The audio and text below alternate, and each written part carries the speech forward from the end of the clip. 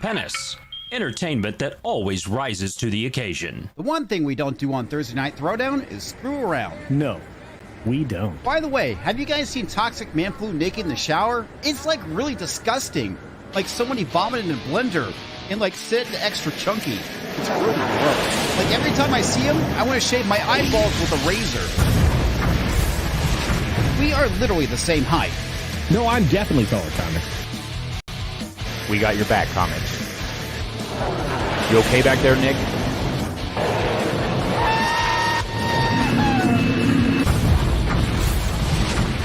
Brahmabull to TNT command. Target is live. That's a confirmed hit. Target is down. Oh, I get the helicopter because I'm the fat kid. That's bull. Oh, you, Kurtzman! I don't have any hands and feet, Comics. I can't fly a plane.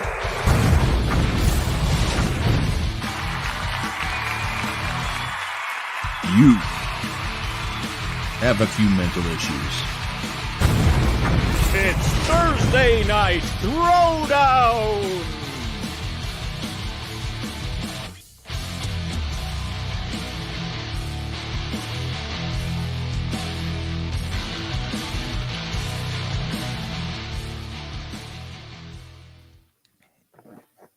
Not sure why you do the spinny thing. That's like so. I don't know. Anyway, thank you, Toxic Man. Why I don't do the what thing? I was giving you a hard time for the. He likes it when you spin. The spinning graphics. No, I don't like the spinning graphics. You know why I do it? Because it annoys me. Because it's kindergarten or middle school type productions.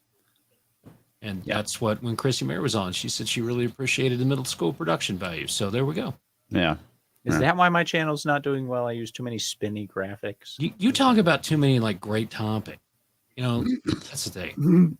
Your stuff, I usually listen to it on Mondays while I'm working and do stuff from there. And the topics are really good. You guys get deep into stuff. And the one thing we know about the man is that the man doesn't want any kind of common sense out there. So they censor that crap. So there you go.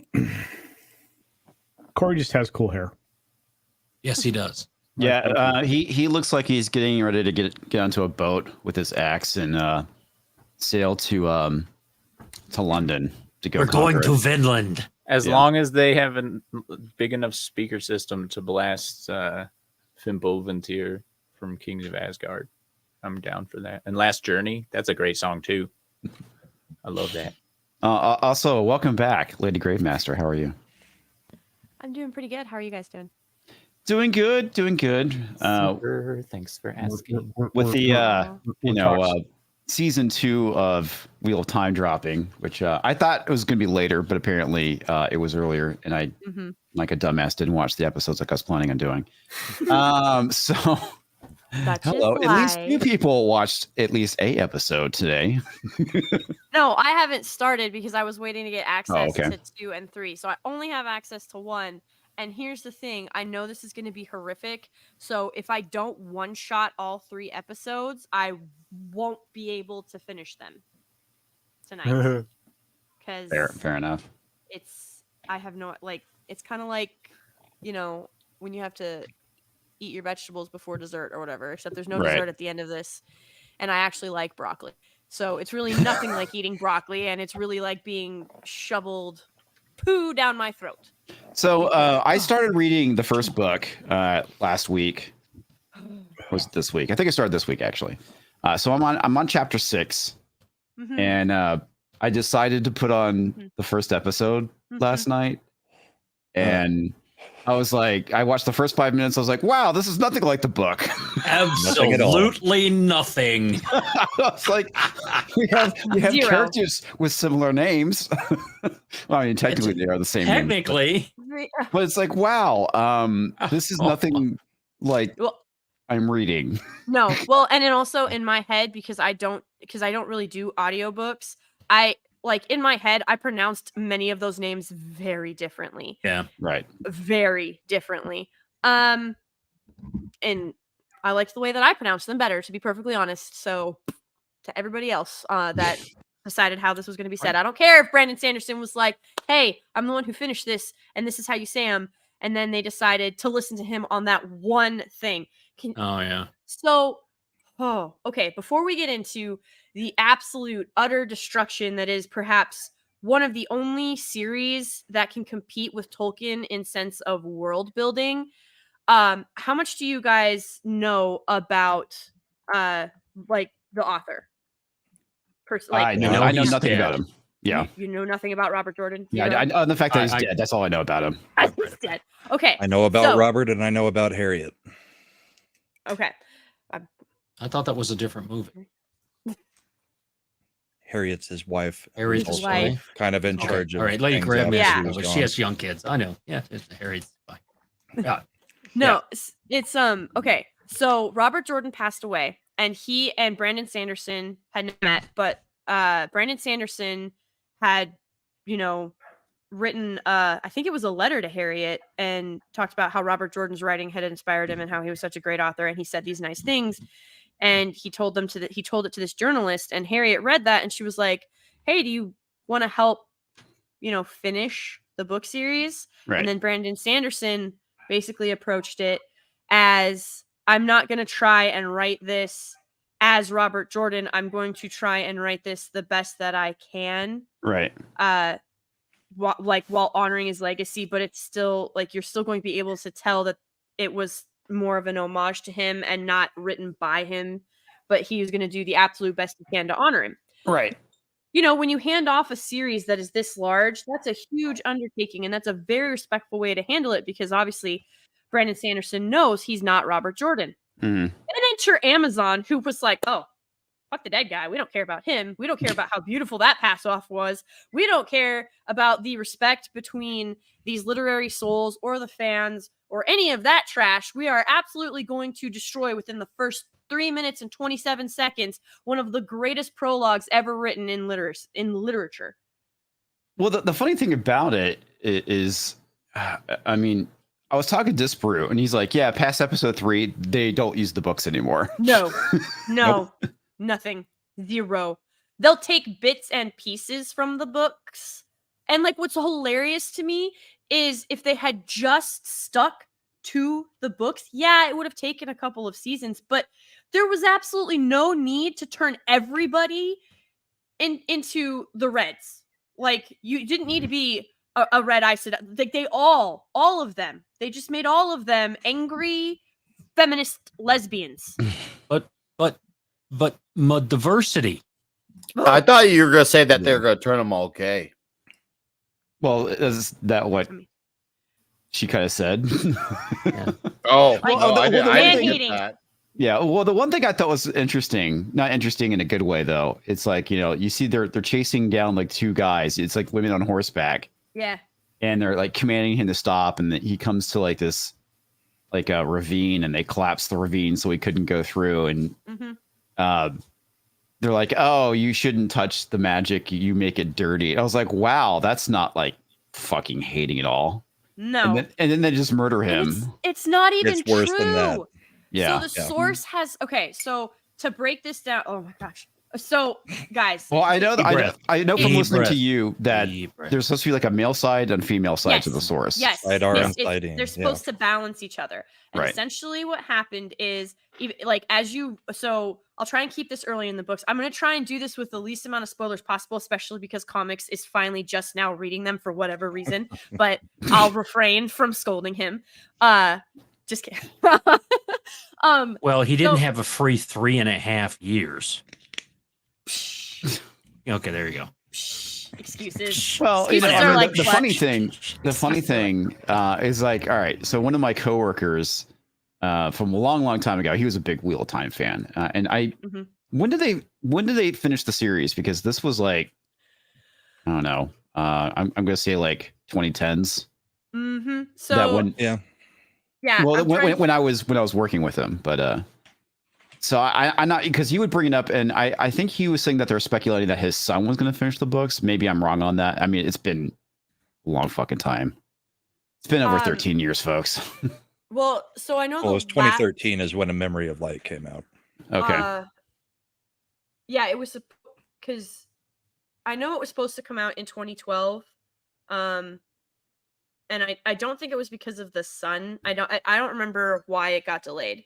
I just know that it was supposed to come out the same year that I got married, and it didn't. And I was sad about that because I was gonna be like, oh, because it's a nerd thing.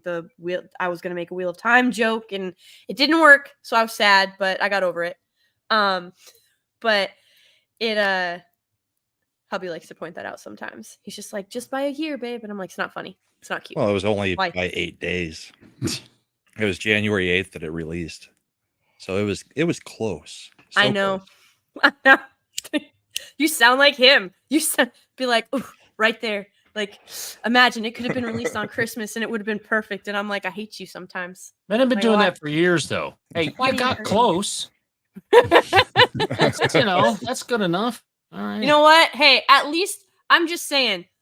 All I'm saying is Robert Jordan died and he was still able to finish his series. I have no idea what George R.R. Martin is doing, and he should really remove the R. He's jumping on his trampoline. Oh, Yeah. Robert Jordan's the 2-pack of writing. Just keeps going. Him and Herbert. Yeah. Frank Herbert. Yeah. Frank Herbert. They just been writing and writing and writing for him. Oh, Robert look, I Jordan. found something Well, what new. they do is they have a Ouija board and they're communicating in the afterlife. Okay. They just keep digging. Like, they're like, oh, he had this secret journal that we just found, and we're gonna release it 10 years later, and it's gonna fill in different spots. But yeah. Well, if I'm still alive when culture goes, I'm going to Ouija board, and it's probably going to say, I'm taller than comics. By the way, happy birthday, lovely Sherry. It's her Hey, birthday. yeah, lovely Yeah. Sherry. birthday. Lovely Happy birthday. Sherry. Get us some good stabby Sherry memes. Yes, we like stabby Sherry. Absolutely. Especially when it's aimed at like the little man in the top. Merry it's birth, even, Miss it's even Sherry. better when it's aimed at culture because she just fucking murders Oh, him. Yeah, Merry birth, Miss Sherry. You are the memer of See, I don't know if memers. she's there yet. Wait, no, Corey, do that. You are amazing thing that you do. What? When you say that, You are amazing. exactly. Yes. Took me a Well, second. It's I been a don't- while since I've said He's that. like, what? I don't see her in the So chat, then- so maybe she's not here yet. Is there You're no not gonna sing stabby Happy Sherry? Birthday? Can you No. boys not sing? God, no. Corey, That is how culture you can ruin sing. the The rest of show. us, not so much. And Right. everybody leaves, Lady Gravemaster. Everybody leaves when we start singing together. It's bad. How many seals are there before the apocalypse starts? 7. Okay, us singing Happy Yes. Birthday is the first. Oh boy. So It's equivalent to the trumpet. You're correct. that is correct. Oh, Yeah, you Okay. don't want you don't want that. You don't want that. You don't want that noise. No. Actually, no, we're the second. The first one is Sharknado movies. But So, Dearest for $5 says, Wheel of Time was a dress rehearsal for Rings of Power. Writing on the wall when casting was announced.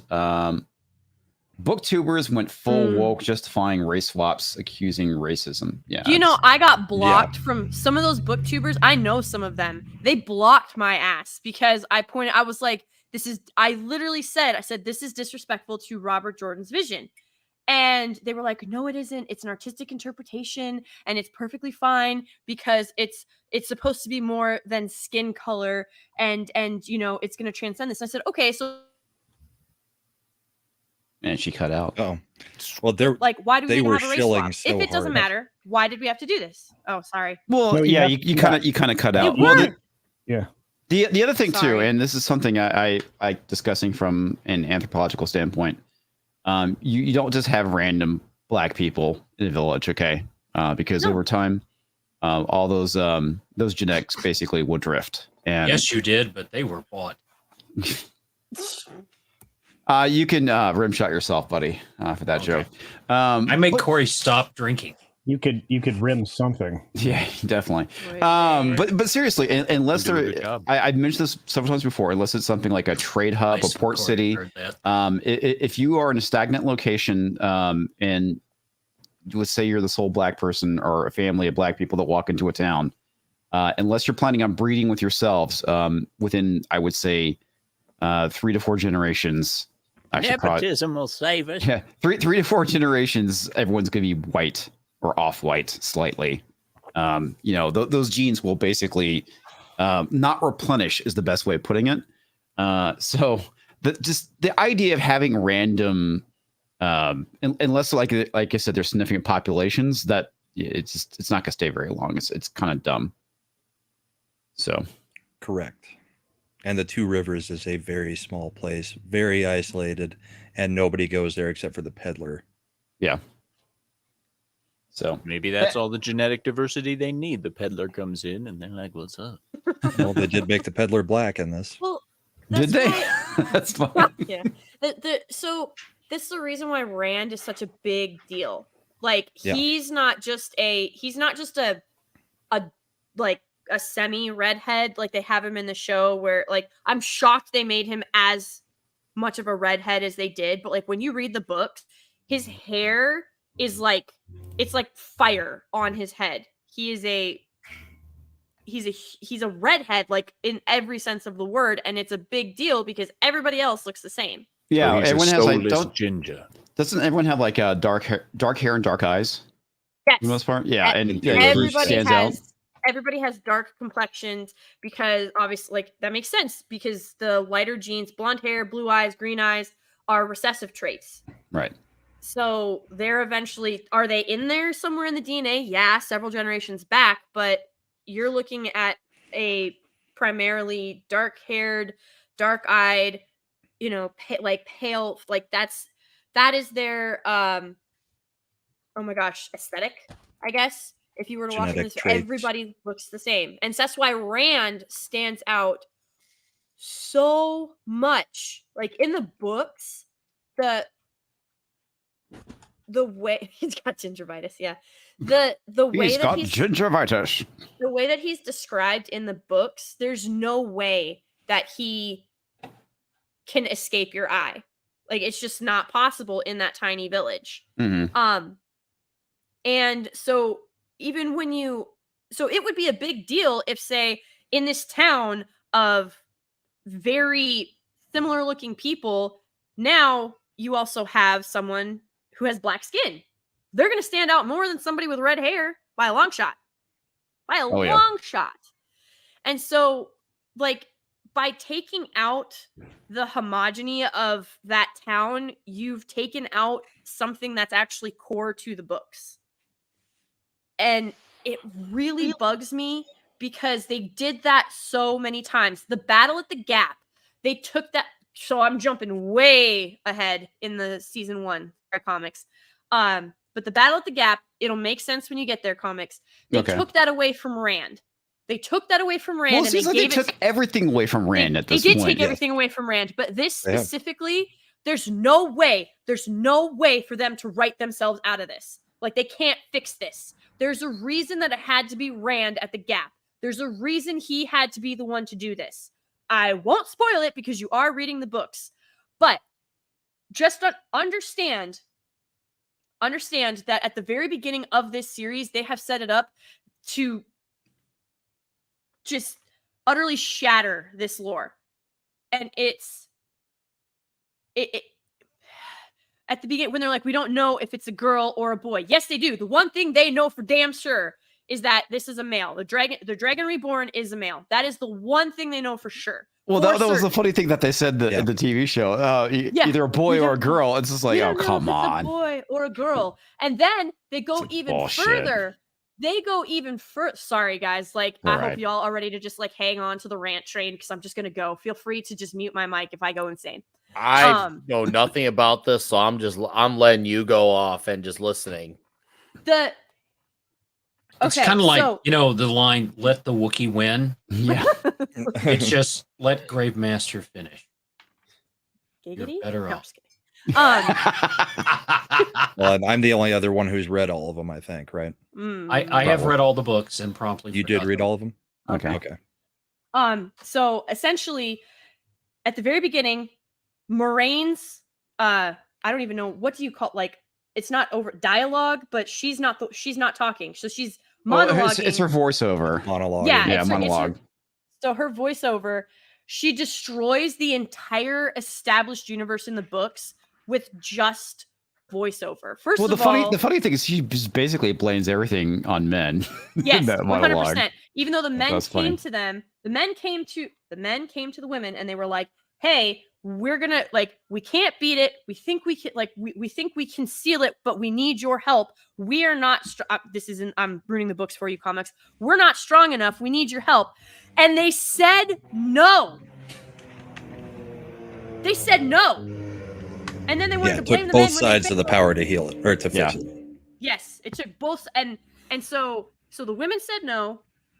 Then and the men told them, if you say no, we're gonna fail. And the women said no anyway, because they're bitches. And then the men failed, and the women were like, "Oh, see, we told you it wasn't gonna work." Well, no kidding, it was gonna work because you didn't help. Duh. And then so there's this whole thing, like the women are way more culpable than they let on, especially like in the earlier in the books. You're just like, oh, okay, and you're starting to like dig through this. But when you read the books, it explains that like in order to touch the source, it's like you have to reach through oil. So it's not that when men touch the source, they've tainted it. It's that there is this layer of evil, this layer of filth above the source is actually not corrupted, but above it is this barrier. And so to get through and to touch the source as a man, you have to first reach through this tainted barrier that is blocking you from the source. And so your hand is now tainted as you reach into the source, and you have to come back out through that same tainted veil. And okay, that actually makes sense, but the way that she kind of phrased it in that opening was just kind of like... No, they did that purposefully. They did that purposely. That felt intentional. The way the book phrases it is just as the Dark One or Satan, whatever you want to call him, Shaitan. Well, you call him Shaitan. Yeah. Yeah, just as he is being sealed, the last thing he does is a counterstroke against the men that are sealing him in. And it takes the source forever on the men's side. On the men's side. Because it's the only side that was fighting him. So it's the only side that he could do anything to. Oh, that totally makes sense. But yeah, like I said, the way they... You'd never get that from watching the show. No, they even do a flashback talk about it in the first season. And they completely ignore it and just make it all the guys' fault. 100%. Figure. I just remember the taint. Yeah. If there's anything that Nick likes, it's the taint. He loves that taint.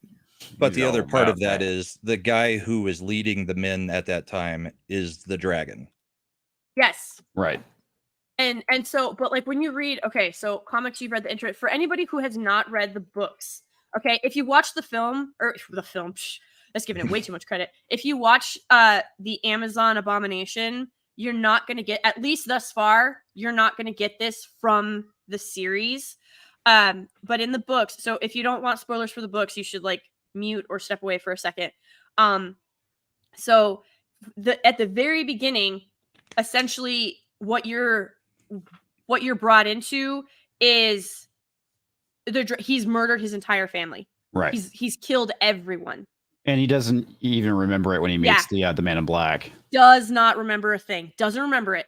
Has does it nothing. And so there's this a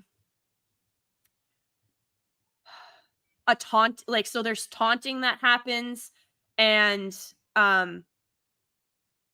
as things start to unfold and he starts to realize kind of like that he is responsible for this and what exactly has happened, Dragonmount has a name for a reason. I won't ruin that because obviously Robert Jordan wrote that way better than I could ever break that down into Cliff's Notes for you.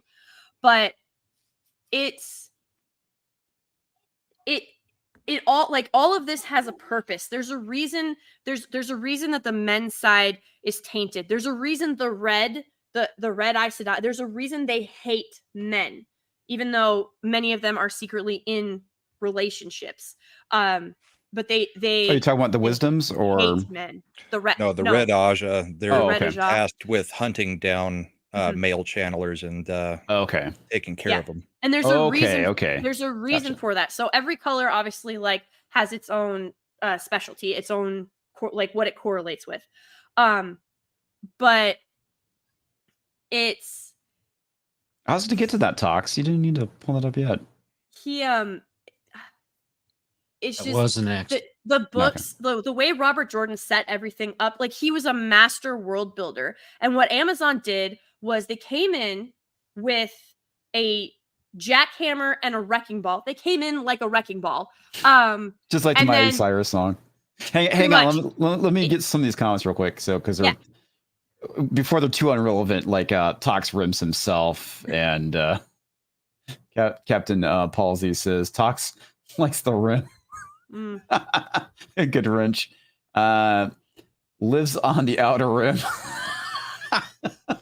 It's a delicate game. Yeah, and of course we have for the faint of heart.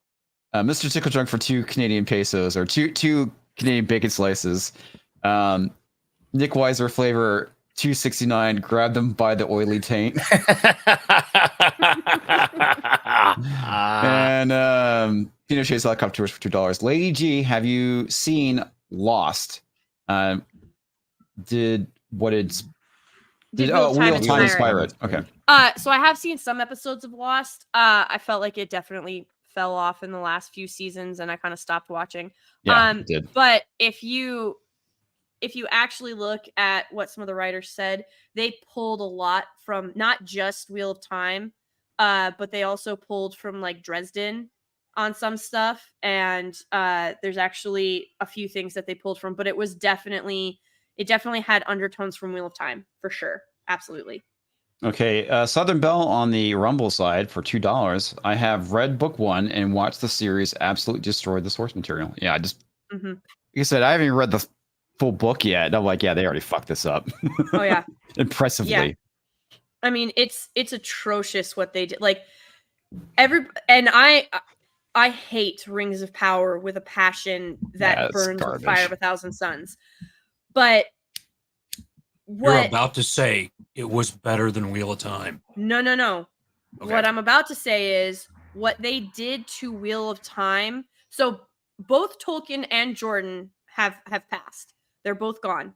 At least when it comes to Tolkien's work, Rings of Power, like this whole debacle surrounding Rings of Power, there's a really good chance that, because we know for a fact that it cost Amazon far more money than it ever made. Yeah. Do you see any merchandising for Rings of Power anywhere? No. Do you see anybody outside of the hacktivists who are really just shippers in disguise on like Reddit or TikTok doing cosplay and weird stuff? Like, outside of this weirdly disgusting dark bad boy obsession with Sauron, who, by the way, no offense, is not. When you read what Sauron was supposed to look like, he doesn't live up to the hype in the series. But a lot of stuff doesn't. Outside of the weird shippers of Galadriel and Sauron, which is utterly insane, I can't think of anybody who talks about that show at all. No, because it's we know for a fact fact that gone. Yeah, we know for a fact that Amazon lost money on it. We know that for they don't ever have to say it, because the proof is in the pudding. It's if Rings of Power or Wheel of Time was as successful as they like to claim, it'd be everywhere. There would be. Well, that's the thing. I mean, they intentionally obscure the numbers so they can say, "Oh, it's doing great," and it's like, "Well, then tell us what the numbers are." And they're like, exactly. "No, we won't." And I'd have to go back and find it, but someone let slip that the amount of money invested on Wheel of Time, the amount of money that was invested on the Wheel of Time production, they didn't make it back. It didn't even come close to their expectations. And it's the same thing with Rings of Power. Like, they want to boast how it's the most expensive television show ever made, and this is going to go toe to toe with HBO. And I mean, so essentially, it's so bizarre to me because Rings of Power was supposed to be the Game of Thrones for Amazon. Right. Which is weird because Game of Thrones was trying to be Lord of the Rings. So now that you have very limited and disproportionate, but still some access to material of Lord of the Rings, why would you not try to just make Lord of the Rings? Why are you trying to make Game of Thrones? Like, well, because Game of Thrones is popular, right? And it's like they said they feel in their heart of hearts that they can do something that was better than what Tolkien did, and that's an obvious delusion. The book Tolkien never wrote. It's utterly insane, and it's the same approach that they've taken with Wheel of Time. I remember when season 1 was being announced, and they were like, "Well, it was just, it was problematic that there weren't more people of color until later in the books, and a lot of those people were evil." I don't think these people have ever read the books, like ever. I'm pretty sure if they did the Sparks notes, I would die of shock. I think they probably what little bit that they read or selectively went through so they could intentionally destroy it.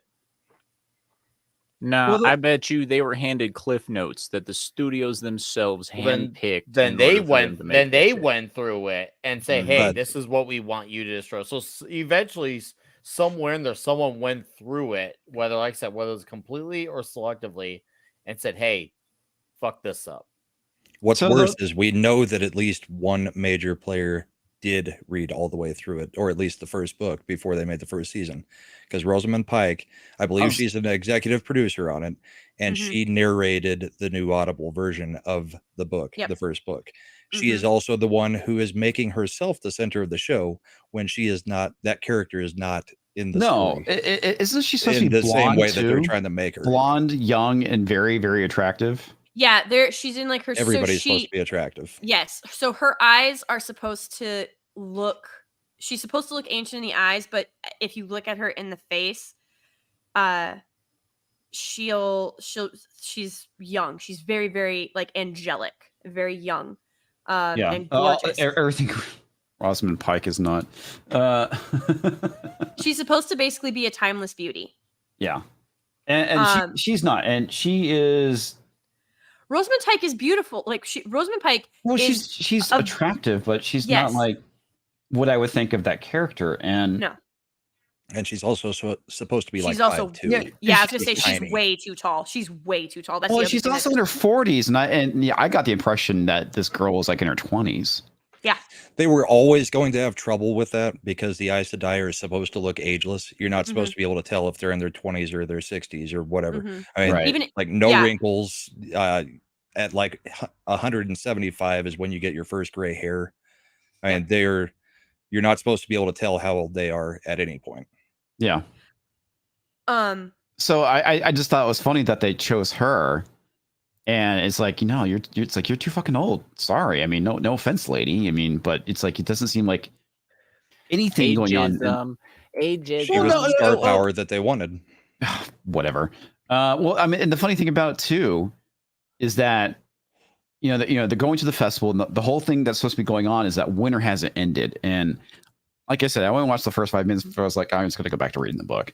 I have no idea if that's even in the episode, because you sure don't get that impression that it's, winter is slowly coming to an end, because it's supposed to be spring, but it's not. And that's like the big thing is like, well, we should have all these crops right now that are growing, and nothing's growing because it's still too damn cold. And it's like, I didn't get any of that from what was going on. They very much shotgunned it. They very much shotgunned everything. It's I think like a big problem that Wheel of Time has is the same problem that Rings of Power has. There's no sense of world building. It's just all kind of happening in like a bowl. Like that's the best way I can describe it. It's like everything is happening. It's Fruit Loops in a bowl, and they're just kind of like sloshing from one place to the next. You don't know, you're like, oh, this looks a little like a different color. Oh, the mountain's on the other side over there, but it's not really clear where anything is, and it's just kind of becoming like this. Like after cereal's been in the bowl too long, it just looks like mushy cereal in a bowl, right? Because everything looks almost identical to. No, we lost her again. I cut out. Well, she's on a point though. That's why you gotta eat your cereal quick. Sorry. Well, but that's fine. But that's also a reason that the diversity casting is a problem. Yes, that's what Okay, go ahead if you want. No. Go ahead, Ron. I mean, there are many different countries. They all have different Mm-hmm. customs. They all have, described genetic traits that come out of these countries. And yet everywhere we visit in the show, I mean, it's just a hodgepodge of people. You can't tell who anybody is. In fact, in the second episode of season 2 that came out tonight, Rand is actually in like a old folks home hospital dealing with some old guy, and the guy's got Alzheimer's or something. And every time Rand walks into the room, the guy starts screaming that the Aiel are coming. I mean, we know why, but in the show, it doesn't make any sense because there's nothing different about Rand from anybody else in any of these cities. So his red hair doesn't they've make destroyed him, it. Yep. Yeah. His red hair in his village doesn't make him stand out any more than the people with brown skin or blacks. Like, he doesn't stand out, and that's what he's supposed to do. And when the rant I was saying was exactly that. Like, you can't tell where anybody's from, and there's a part in the books where they can tell that Perrin is lying because his accent is wrong, but everybody sounds the same in the show. Like, they didn't put in that effort to even have different inflection or different jargon. They didn't put that in there. And so there's no way there's like, you can't suddenly just drop that into the show and be like, oh yeah, it's always been there. You just didn't hear it. So I don't mind them changing the books around to the point that if it doesn't play to screen, right? No, that makes sense, right? I mean, you have to do like that for a lot of Omens, stuff. right? Right. And they made some license they had to for what was there. But when you take that license and then you have lazy writers or incompetent writers, I think it's just people that don't know. They're just hiring them straight out of school because of the color of their skin, and they have no idea what they're doing. Not only it makes it worse. All right. When you build a world, people are going to have different dialects. So they're coming from different places. And when you have everybody saying the same thing, with the same inflections, all that, it's just poor production. Well, it's because they don't understand multiculturalism. Exactly. It's kind of the issue. They just throw it together. They don't understand culture at all, I would say. Yeah. Because that's skin deep. Yeah. Well, because a lot of it too is like, look at America and look at the people who immigrated to this country. I know, Culture, you wanted to say something. Sorry, dude. Look at Appalachia. Look at the people there. Okay. I mean, completely different from somebody in California, right? Oh, yeah. And a lot of it has to do with the fact that the people who immigrated there, the customs and culture that, continued on to the modern times. Look at the, the Pennsylvania Dutch. I mean, you have all these pockets of, the American Indians that were here before, they were all different. Oh, yeah, very much so. Very much. However, I will Plains say Indians this, is a good example between of that. Appalachia and California, if I'm in the backwoods of Appalachia or I'm in San Francisco, I'm going to get somebody coming up to me and saying that I have a purty mouth. Yes. So that is universal. Sorry, Culture, you wanted to say something? You kind of showed up and disappeared. You're still muted. I'm good. You said my name and I was... Oh, it wasn't. Hey, Culture, how are you? Oh, okay. I see what you did. Okay, I got it. I thought you were wanting to make a point. It was a joke. Nobody got it, so I suck. I'm gonna go back to my hiding. All right, you go hide. Go run and hide now. But yeah, I mean, it's like everyone wants to take a look at Europe and go, "Oh, they're just all white people." It's like, no, the French and the Germans are vastly different. No. Same thing with the Italians, the Greeks. Yeah. Come on. All you different. mean they're not all the same? No. Oh my God! It's like when people want to look at Africa and think of them as a monolith. It's not true, man. You have all these different tribes and whatnot, vastly different. Team. Yeah, that's. Oh yeah, that's sweet. But even like the genetics in Africa is vastly different from area to area, tribe to tribe, and people don't fucking get that either. Yeah, but details are what you put into a show when you actually understand. So when it comes to fantasy, so sci-fi, you need detail when it comes to, period romance or period dramas or action films. Yes, you need to have some details, but you can make enough changes. Like, there is a big enough difference between Jason Bourne and James Bond that you can tell them apart. Like there's enough of a character difference there. When it comes to fantasy, the best way that I ever heard this described was, in fantasy, everybody can have magic, everybody can have dragons, everybody can have, beautiful clothing, or they can have their special weaponry or their enchanted items or whatever it may be. They're like, in fantasy, there's a lot of things, there's a lot of tropes that every fantasy series can overlap with.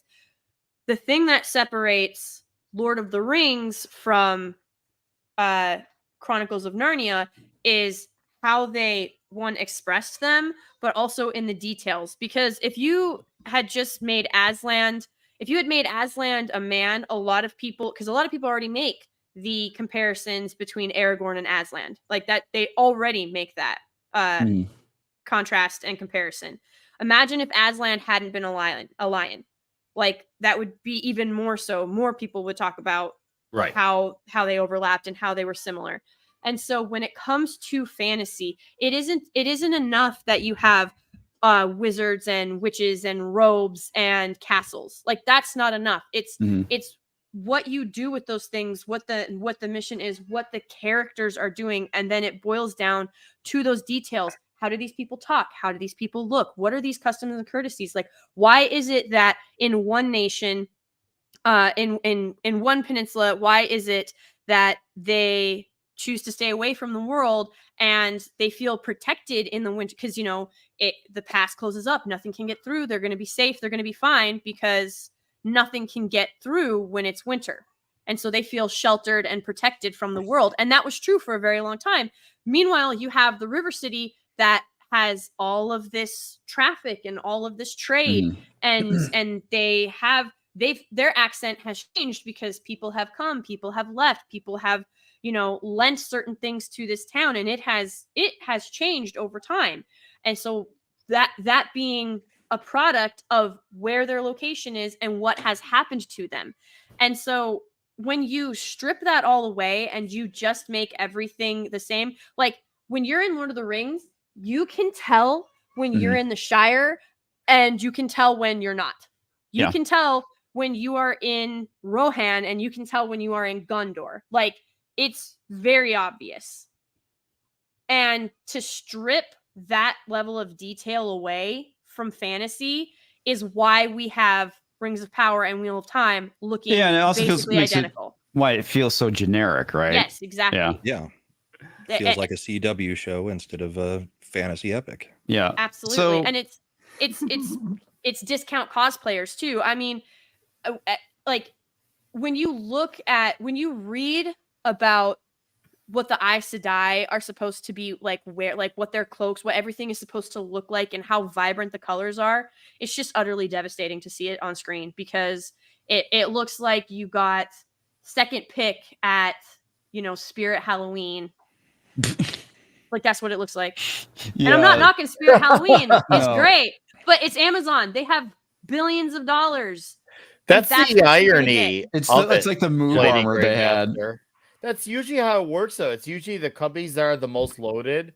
Usually are mostly the ones that are quickest to be the cheapest about things like that. That's I mean, that's sadly it's standard, which is such illogical logic, because it's like, you're $1 billion company. You can't tell me you can't afford this trash. They can. And they just choose not to. But when they look at it, see, so here's the thing. You have the creative who are like, this is what we need, and this is like, if this is what you want, this is what we need so that we can make this happen. And do it and do justice to it. And then the numbers guys look at this and they're like, you know what?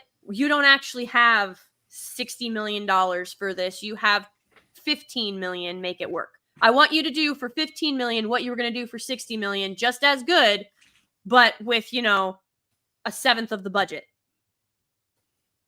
Well, I mean, that's what they used to do with filmmakers, is give them constraints and have them figure out ways of being creative, right? And that's how it used to be. That's why things were good, because you got a lot of creativity when you had limitations, and that's what we kind of need to get back to. Let me get these real quick. Mr. Tickle Trunk for 2 slices of Canadian bacon. says Sauron putting some Doom Gladriel's mount. Rings of Power. Yeah, putting some Doom on that. Yeah. Yeah. Also, thank you, Toxmanflu, for gifting the 10 memberships. Hey, you're welcome. But it's more for the members in the chat than it is for you. Oh, and Sassy Southern Belle for $2 is correcting me. Appalachian. Appalachian. Yeah. Appalachian. Okay, so Brahma, you saw the first 2 episodes. What were your thoughts on them? Oh, they're just as trash as last season. I mean, I made tons and tons of notes. I mean, I guess I know you're reading the books. Since the TV series doesn't do anything that the books do, we can spoil some of the TV series from first season. At the end of the first season, Moraine gets stilled, so she no longer has the ability to use the power. Yeah, so, and that was one thing I read. Like Yennefer and Witcher season 2, I think it was. That's season 2. Kind of funny. Yeah. I was reading Bounty in the comics and they kind of mentioned that. And he's like, yeah, that's not what happened in the books. No. Yeah. So kind of like I was telling you guys yesterday, Rafe Judkins has complained so much about how big the story is and how he's being forced to cut out things because there's just too much to tell. But yet again, we get about a 7 or 8 minute scene tonight on episode 1. Where you have Moraine, Rosamund Pike, sitting yet again in a bathtub crying because of something that did not happen in the actual story. Really? So we have to cut out all this other stuff. Well, apparently they cut out the rest of the fucking in a book bathtub again. Oh God, yes. No, but like after episode 3, they cut out the rest of the fucking book. Yeah. Yeah. I get texts 3 to 4 times a week of comics crying in a bathtub, but that's. They said that they were going to have this season follow closer to the books. The issue is they've got nobody in the right place. Everybody's spread apart they're not the people who are supposed to be together in the second book are not together. Everybody's all over the place. So they're bringing in characters that should have been in the first book. Like there's a guy that has this boat that kind of helps them. His name's Bail Doman. He suddenly just appears as a delivery boy to Moraine. Yeah, Bail Doman. But I bailed on those men over there. They actually gave him an accent. He's supposed to be an Illianer. Illianers all wear their facial hair the same. They all have beards, long beards, and they shave their upper lip. What did they not do? Shave his freaking upper lip. So I mean, you can't even pay attention to the basic details of how a whole fucking care. A whole country of people, that is their style. That is one of the things that sets them apart, and they can't even do that. Well, that was like one of the things I did with my tabletop game is that there's a group of dwarves. I'm trying to remember what they're called. I'm totally blanking on it right now. And the whole thing is that what they do is they shave their heads and they grew their beards long.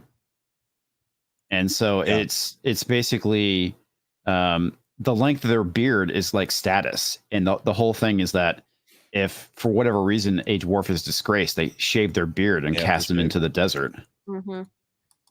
So, I mean, that's world building and culture. I mean, it's like very specific to this type of dwarf where the other dwarves are a little bit different.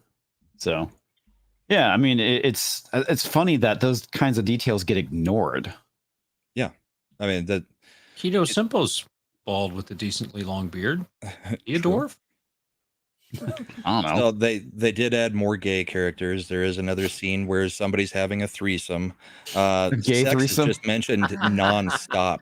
There's a straight threesome? I didn't know it was a straight one. No, is it a gay threesome or a straight one? I think it was 2 warders and 1 Aes Sedai. So home the desert, male, female. To the Eiffel Tower. Reverse harem shit. Oh God, this. I'm not a humongous fan of the books. I am not a real big fan of people who have a lot of verbose writing. So Robert Jordan to me says in 4,000 words what could be said in 10. Right? That's kind of how I feel about that. So he did that purposefully. It's just a writing style, right? And to Brandon Sanderson's credit, who has written many books that I enjoy, not in that style, he wrote in that style. So Brandon Sanderson is an actual writer, okay? And there's not too many of those out from that. Isaac Asimov, writer. He could write in many different styles. Same thing, Brandon Sanderson. But the first season, 5 minutes in, I knew, throw the books out. I'm just going to have to look at what this thing is on its merits. Forget the rest of the story. Just go through and do all that stuff. What merit? And it was still crap. A crap show. Yeah. So they couldn't do any kind of story at all. They couldn't put 2 and 2 together with stuff. And they say they're going to be closer to the books this time. There's nothing to be close to. Mm-hmm. You've already destroyed everything. Mm-hmm. Well, it's like even Harry Potter, right? Is a real good example of this. Movies are great. Read all the books. Books obviously are far superior than the movies, but the movies are still good for what they're worth. A lot of stuff they had to cut out because there's a lot of stuff in those books, right? Yeah. But they managed to make it work, but they didn't, I felt, change, the message and the meaning and everything that was happening in the stories to suit whatever. I thought they did a good job of adapting that series into movies. And I think a lot of that had to do with the fact that, what's her name? We're still in basically J.K. Rowling. Yeah, J.K. Rowling was basically still in charge or had oversight over the movies. Because I heard rumors how they were wanting to set it in America and have Harry Potter American. And she was like, fuck no. And it's like that totally changes everything. You can't do that, and certain things like are fine if you're going to adapt like The Office, right? But Oh yeah, there's so many British imports that have come over. Don't give them any ideas. Yeah, that was British came over from there. The Office. There's just too many to count. But J.K. Rowling owned everything. Yes, Mm-hmm. and she didn't let it go. No. Right? And you had to wait for, even with Wheel of Time. It's not Wheel of Time. Even with Guy Ladriel's show. Rings of Power. Rings of Power. Rings of Power. They didn't have any of the stuff. They had to go back to an area that didn't have a whole lot in it. That's the only thing they had the rights to. So they couldn't actually say certain names. Yeah. That were in there. They couldn't call the dude that was Gandalf. Right? They couldn't. So they had to turn around it. They had to be a little careful with things, and that made them be a little bit better in their writing. That show was so bullshit. No, wait. They Well, had to be a little bit better in their writing. No. Well, hang on. Let him finish his thought. Right. Because they had to skirt around all that. Now, it was still awful. The rings that they did at the end and all that stuff. I was throwing stuff at the television, which I never do because I can't afford to replace it. But throwing stuff at the television during that series. Okay. But I thought it was better than Wheel of Time. So there you go. Now you can tell me I'm an idiot. You realize that was a self-inflicted wound. The reason that they couldn't call Gandalf is because what they drafted and what they brought, they had the rights to say Gandalf's name, but because they wanted to change certain things in that story. No, the reason they wanted to change certain things in that story, and Christopher Tolkien told them to go kick rocks in his very British, much more professional way. I'm sure. Maybe he told them to piss off. I don't know. I wasn't there. But Christopher Tolkien, who was J.R.R. Tolkien's son, told them that they are not allowed to before he died. They waited him out at that point. Yeah, Christopher Tolkien laid out. This thing is legal. Like it's a legally binding genius. Even the heirs after Christopher passed away, God rest his soul. Even after he passed away, there wasn't anything they could do to get out of this deadlock because the story that Amazon presented, the fact that Galadriel and Sauron were going to meet and that they were going to have this quote-unquote love, that Galadriel was going to have romantic feelings for Sauron, which completely destroys everything about her character, not to say anything of Sauron's. The fact that was in there. Well, they just want to make him an incel. they wrote themselves into a corner, and they lost the ability to do certain things because they were not allowed to change anything. Anything that they wrote could not impact the final outcome of the main story. Yeah. Into the age and prance around and stomp on locked stuff. up again. Yeah. No, sorry. I think the mic can only take so much. Yeah, something like that. No, it's I have a wire only somewhere. so much fire. Right. Yeah. But no, so much of the trash that Amazon put, first of all, it wasn't better written. They literally just replaced pronouns, or they just took out a name. They left their absolute trash writing. They said that this was the quote novel that Tolkien never wrote, meaning he never wanted to write it, which means nobody wants it and it doesn't belong in Tolkien's universe. Period. And then you have the fact that because they wanted to do these certain things that utterly undermined the complete fabric of characters and the world building and what brought them there, like they just glossed over the kinslaying. No one else catch that. It was, oh yeah, we got on some ships and we sailed. Peace, like we got on some ships and it was all happy and you know we decided to just sea leave. is the sea. Oh, the sea is the sea.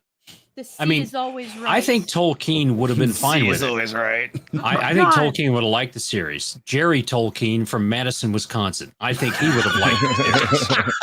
Yeah, I was waiting for the setup. Yeah, you were waiting for where it's coming from. It's like Tox. That's Yes, dumb. yeah. Oh, there we go. It wasn't anything about Lord of the Rings. I understand that. No, it wasn't good writing. Like even as a generic fantasy show, it didn't make any sense. I didn't say the writing was good.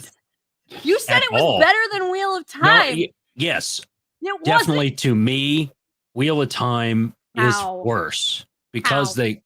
they didn't even try. They didn't try with Rings of Power either.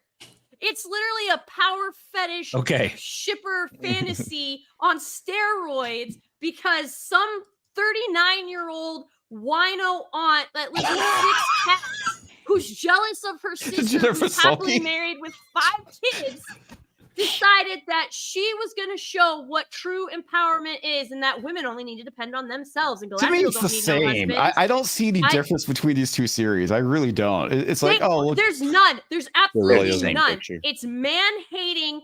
It's like, it's a feminist power trip, psychotic I would say there's fantasy. probably less man-hating in Rings of Power. It was. I disagree. It's been a while. Okay, it's like last time I watched it was last year when we were covering it on FNT. Wait a minute.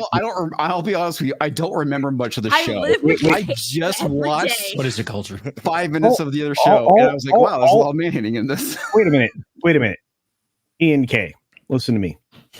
You just told a woman she's wrong about man-hating. Oh shit! I need to write that down. Yeah, that's going in a video.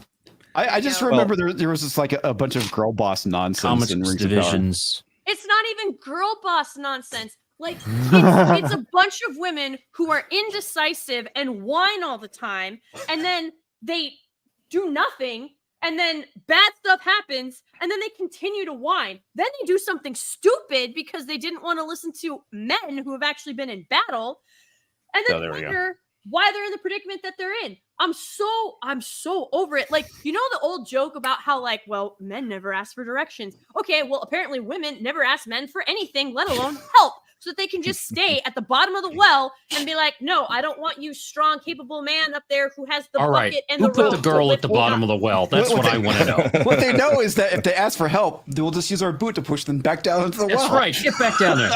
What do you do? Stay in the well. I'm kidding. The entire world falls apart. There's a white girl in a well. Everybody stop. Yeah, I agree with what you said there.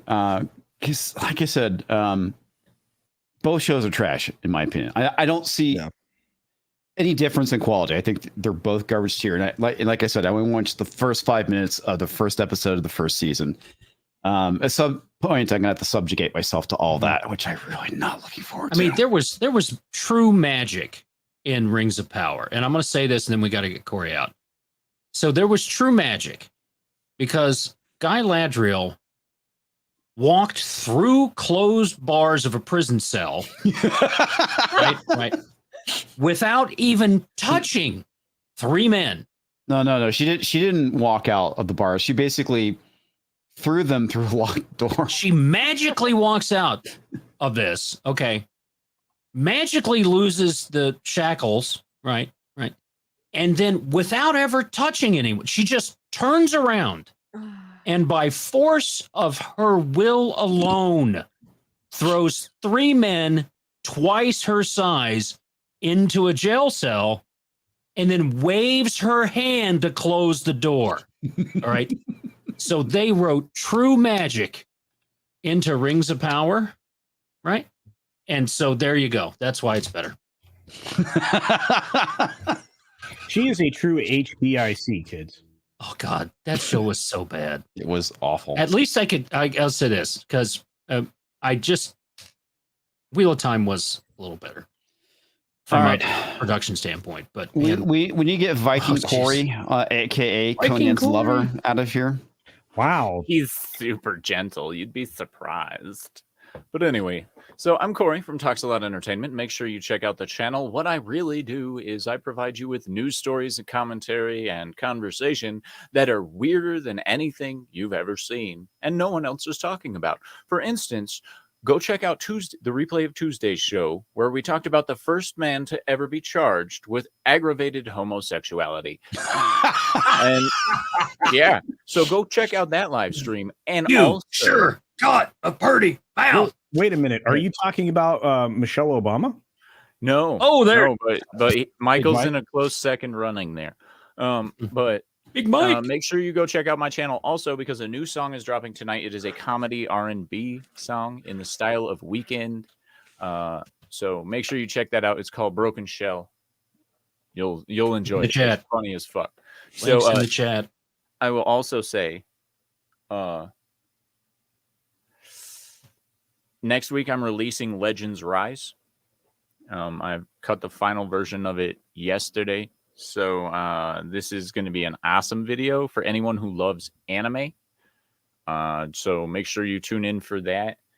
I'll see you guys Saturday morning, though, for Corey's Corner. More weird-ass news stuff. I'm doing a lot of stuff now because I'm doing Mondays, Tuesdays, and Saturdays. And then I'm releasing music on Fridays. And I've got a bunch of produced content that needs to get published at some point. So I'll get on that at some point. Anyway, until next time, stay sexy, don't get murdered, and as always, have a wonderful time. Tell Conan we all said hi. Oh, I will. Oh my gosh. All right, send this fool packing.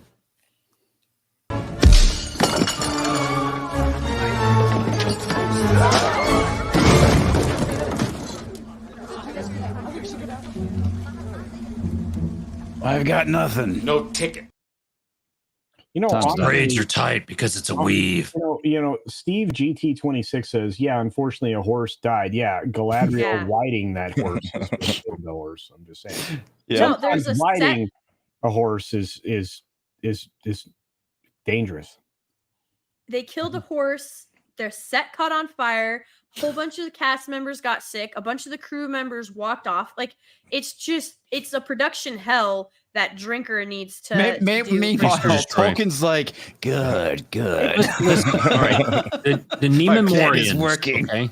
The Neiman Marcus Minorians, because I can't say the real names. Okay.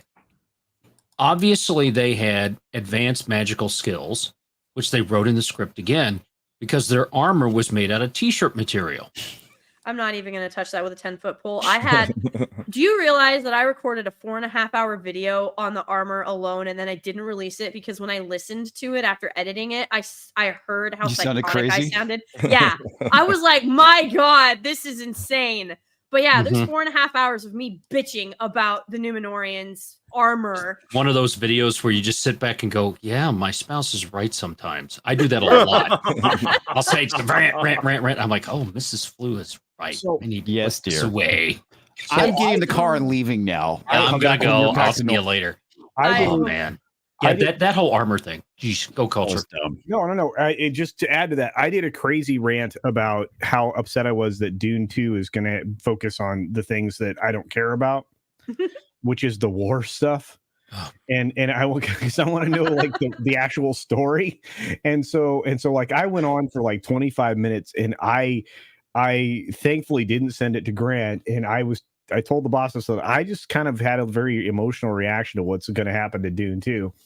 And then I went to sleep, and at 2 a.m, I'm like, I can't possibly upload that video. 2 a.m, I wake up, I go, Grant, we're not doing this Dune video, dude. So, it ain't happening. Dune is one of my favorite of all time. All right. In Dune 2, I'm going to be rooting for Chani to die because I can't stand Zendaya in that role. Yeah, but that's not in the book. Yeah. Exactly. Go off script. Okay. Killer. It's not like they haven't done that yet. Oh, worm. Oh, it ate her. Oh my God. Oh, worm. Oh my God, that's awful. What happened? Just total bitch. All right. They're not gonna kill Zendaya. No, she's not Sean Bean. That's true. Sean Bean dies in everything. He didn't Except die in Flight Plan. What was survived Flight Plan. He survived Flight Plan. What was the British series he was on for a long time as the soldier? Oh, gosh. Did he survive that one or did he die? Okay. God, can't remember. Anyway.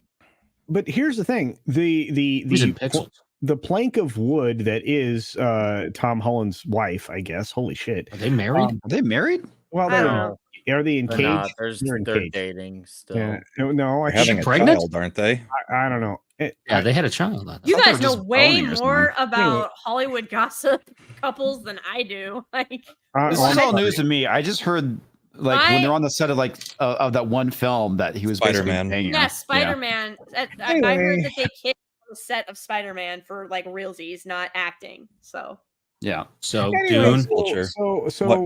So she came out. What the fuck is this? She came out and said, "I want to not only I not only want to be an actor, but I want to be a serious director." What? I was like, dude, you don't act. You are literally the definition of plank of wood acting. You might be. Some people might find you exotically beautiful. I'm not sure you deliver very much outside of that. So, yeah, she wants to have a bigger role in cinema. No, good luck. Yeah. Take me off. What is there? She is. Happy birthday, Sherry. Merry birthmas. Are you guys gonna sing now? No. Now there's only one of us on this panel that can sing. You know that Saturday Night Live skit where Tonto, Frankenstein, jump on it, and what's his name, sing Christmas songs? It's like that's basically us. Yeah. I do the Tonto. It's bad. A little bit too much credit there, but whatever. Hey, no, seriously, wish the lovely Sherry, or in this case, probably soon Stabby Sherry, happy birthday, because she is now not only celebrated her birthday with Familia, she's also loaded up on cake. So she's on a cake high. So she's coming after us. How do you know she's on a cake high? Maybe she's diabetic. All right. You know what? We're gonna celebrate. How do we celebrate? You sing happy birthday. Celebrate good times. Celebrate. Oh no! Here's what you need. Oh my God, the cock. PB to it. Oh my God, the cock. Oh no! Now you have to do the boy. Oh my God! Here we go. Oh fuck you! No, where's the hell boy? Was that? Oh my God, the cock.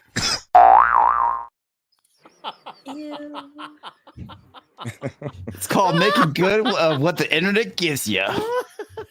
Why? Oh my God, the cockpit. Dr. Blue. Night. Nick's dying. Culture Casino.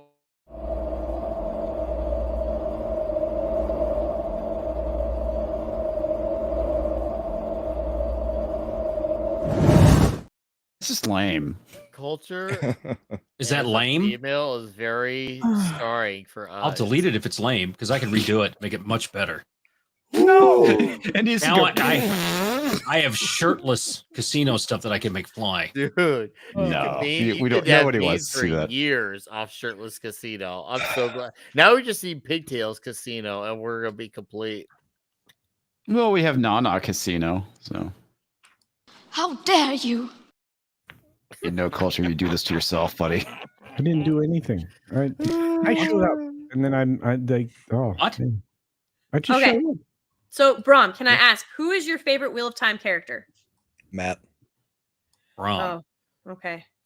So, That's a Not good all the short way name, through, Brahm. but that's Yeah. Brahm. Brahmabull. I I didn't want to say it. Like, I knew the first part was Brahm, but I didn't know if you said Brahmabull. No, we or use it to say Brahma. Brahmabill. So it's Brahma. actually Brahmabull pronounced, either. and this is the French pronunciation, Brahmabull. Brahmabull. Brahmabull. Sounds like you're choking on like coffee or something. Bull's milk? Probably. Yes. Yeah, we Bull's are. milk. Yeah. Over on the Rumble side, Sassy Southern Belle for $2 says, how many bath scenes does Rosamund need? Season 1 had so many, I expected a Rudier Ducky. Oh, sorry, Rubber Ducky. Rudy or trying to- Ducky. They're trying to. Okay, so the bath scene thing. Like, here's the other thing that Amazon does. It literally tries to take. They try to take like GIFs and memes and like culturally relevant, like things that like that went viral on their own. The Rosamund Pike bath scene, like that is supposed to parallel the Gareth bath. That is every freaking where. Oh my god. That's what that is. They're trying to get that similar. That was Dylan Mulvaney. Oh, that similar. Wait, you have to now say that properly. Award-winning. Dylan That's Mulvaney. right. That is let's not content mention creator of the year. Absolutely that not. name here, please. Okay. Dylan Mulvaney. So, my favorite Wheel of Time character, because I'm going to stay on this track. I'm going to keep you us go on right this ahead. track as much as I can. My favorite character is Gareth, and they have absolutely destroyed his storyline because in the first season, Rain and Suan have the fact that they scissor. Like the fact that they have any Right. kind of relationship, I was going to ask you, who did they make gay in the book? The can't- Amerlin seat and Moraine. Yeah, yes, the seat and Moraine. And the huge problem with that is now if they ever bring Gareth into this story, it's his everything. He's a cuck. He's already a cuck because he's going to have to get over the fact. No, he's going to that- become the Blue Ball. Oh, That's just going to be named. Yeah. So Please this be is what called I that. hear from Wheel of Time. That's a pair of scissors. That's everything that's going on. Okay. That stuff. whatever What? you say.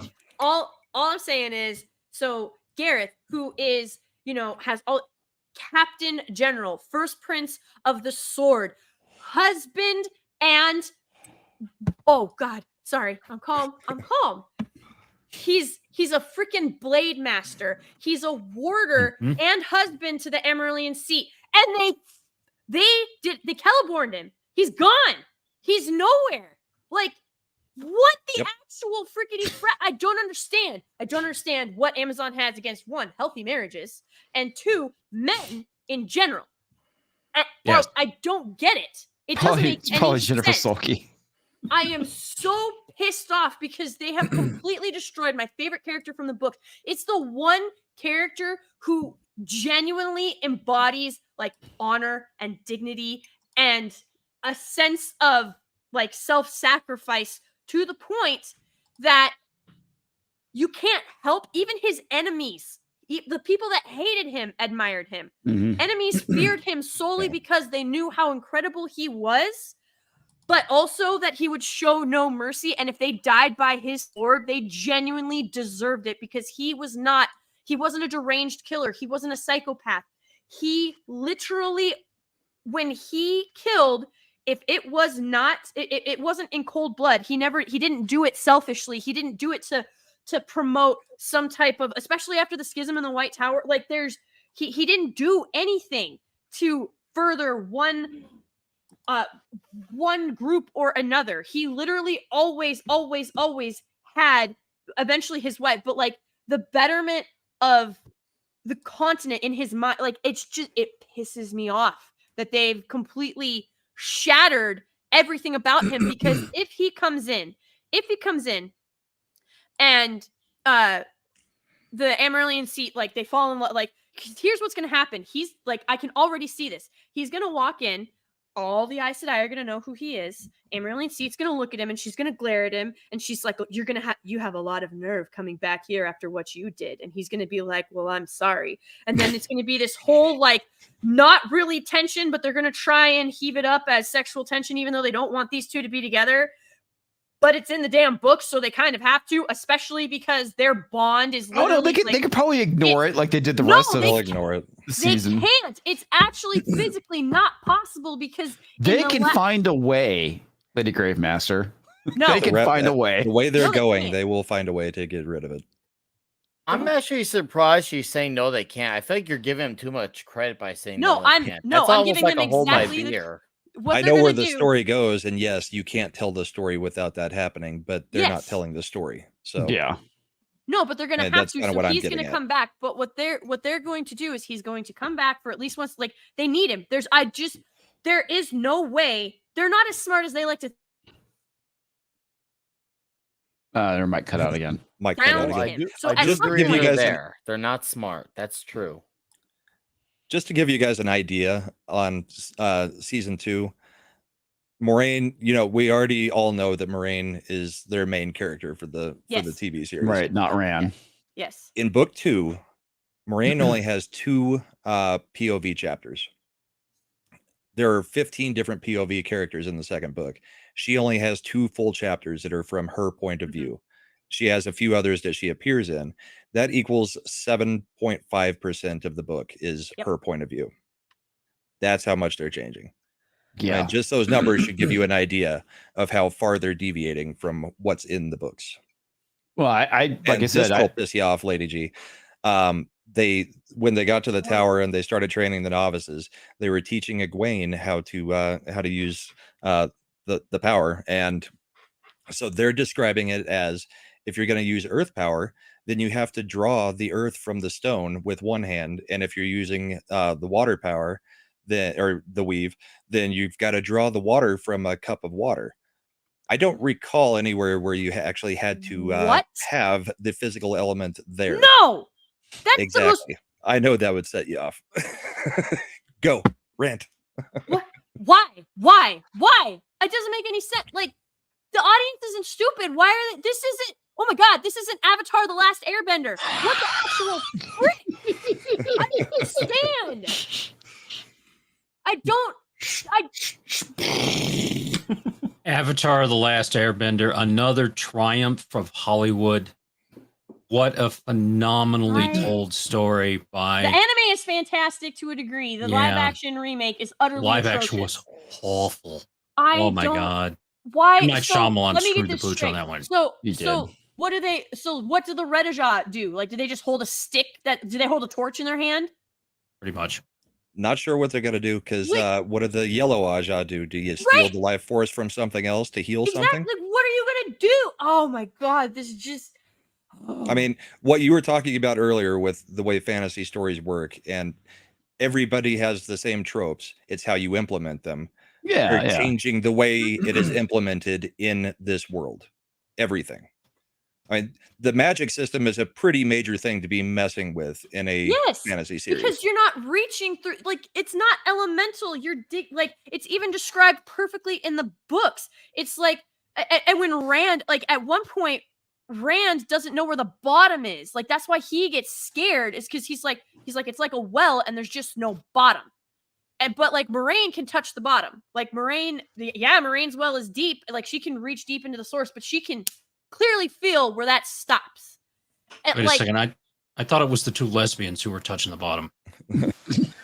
I'm so over it. I'm so done. I just think it and Rand basically there's sexual tension between the two of them, at least so far from what I've read.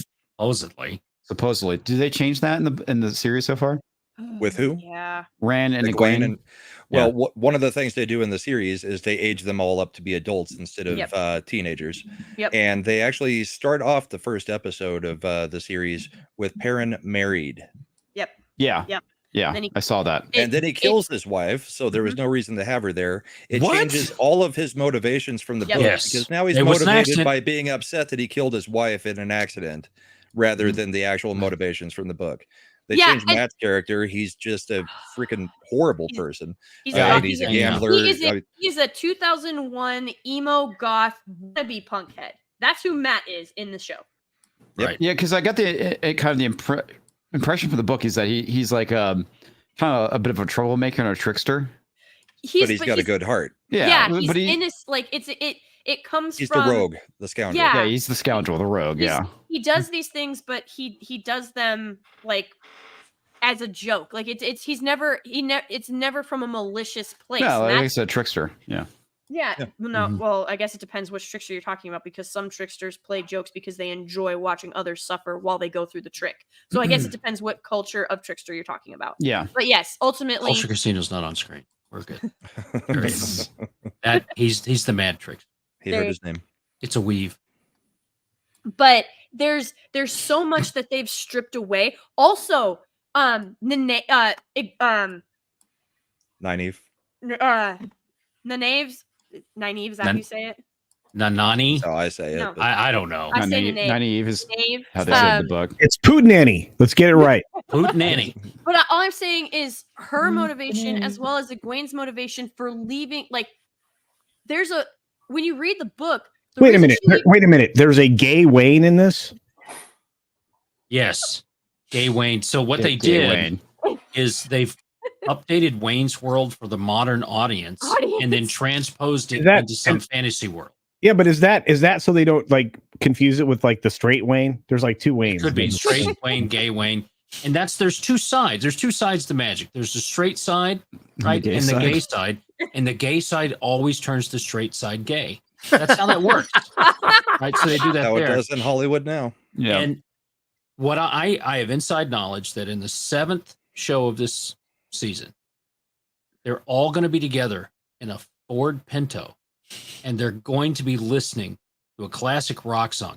I do not know if it's going to be Queen or not, but they are going to sing to it, and that's what's going to. They're going to drive to wherever they're going. Dude, that's Wayne's World. Yeah. That's Wayne's World. They're thinking of. Shit.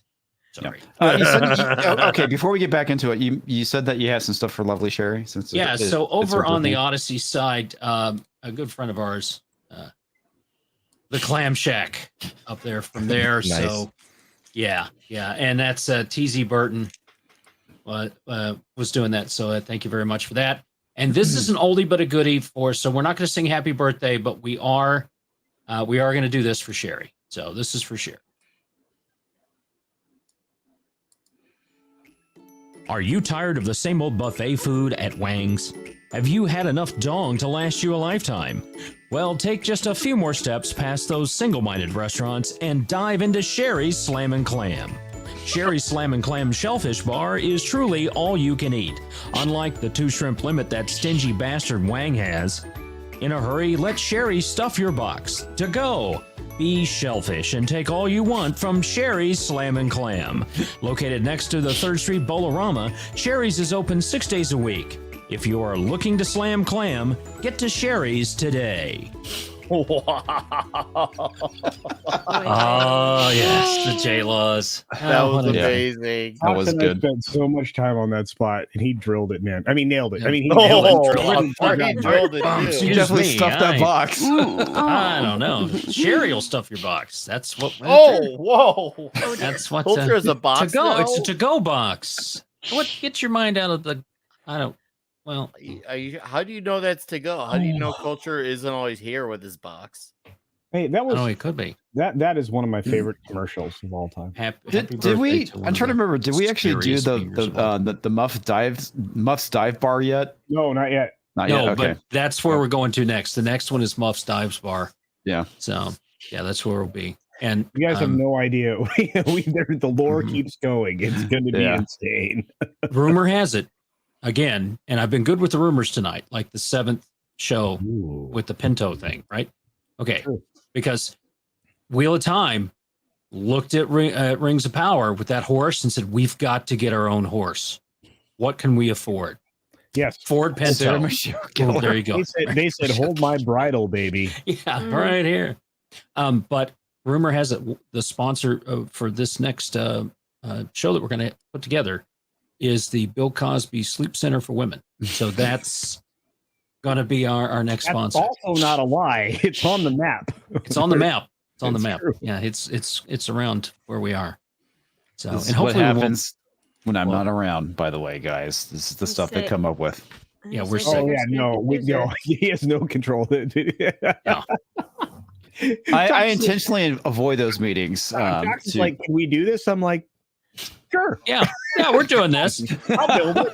Why not? Yeah, I thought culture was going to be my backstop, right? He was going to be the voice of reason. I go, what about a Bill Cosby Sleep Center for Women? Put it on there. I got it. Let's do it. What about Uncle Touche's? Oh, now you're giving things away. I'll give some away. He's like, we're doing it. I'm like, okay. I'm giving Comix it away. comes in here. He goes, I can't do any of this shit. Yes, he can. You want me to be demonetized? You are kind of right. Going for an hour. Yeah. We do have other topics. We do. Besides, this. We could talk about besides this abomination. Yeah. I'm trying to remember what else I had on here.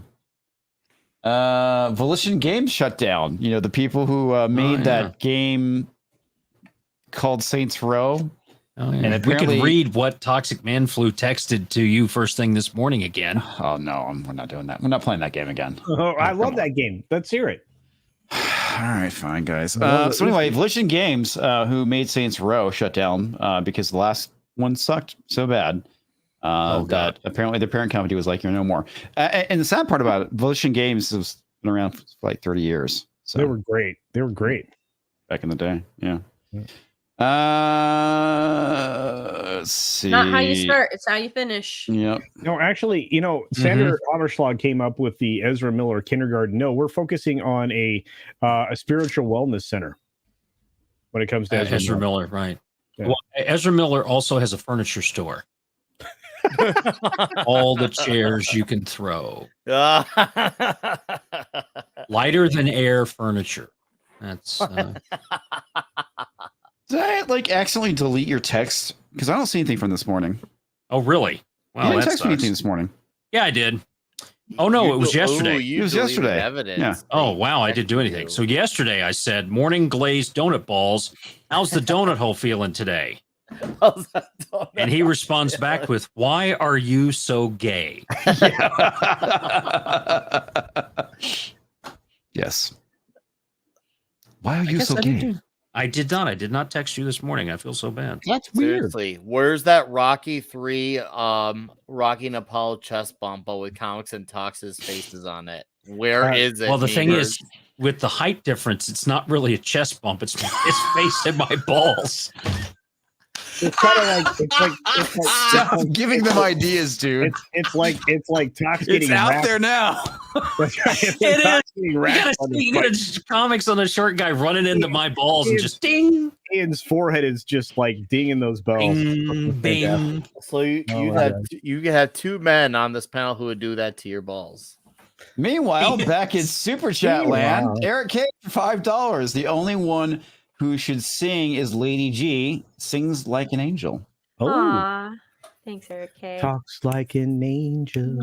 Oh, Mr. Ticklechuck. Mr. Ticklechuck for 5 Canadian. Holy hell, Clam Slam.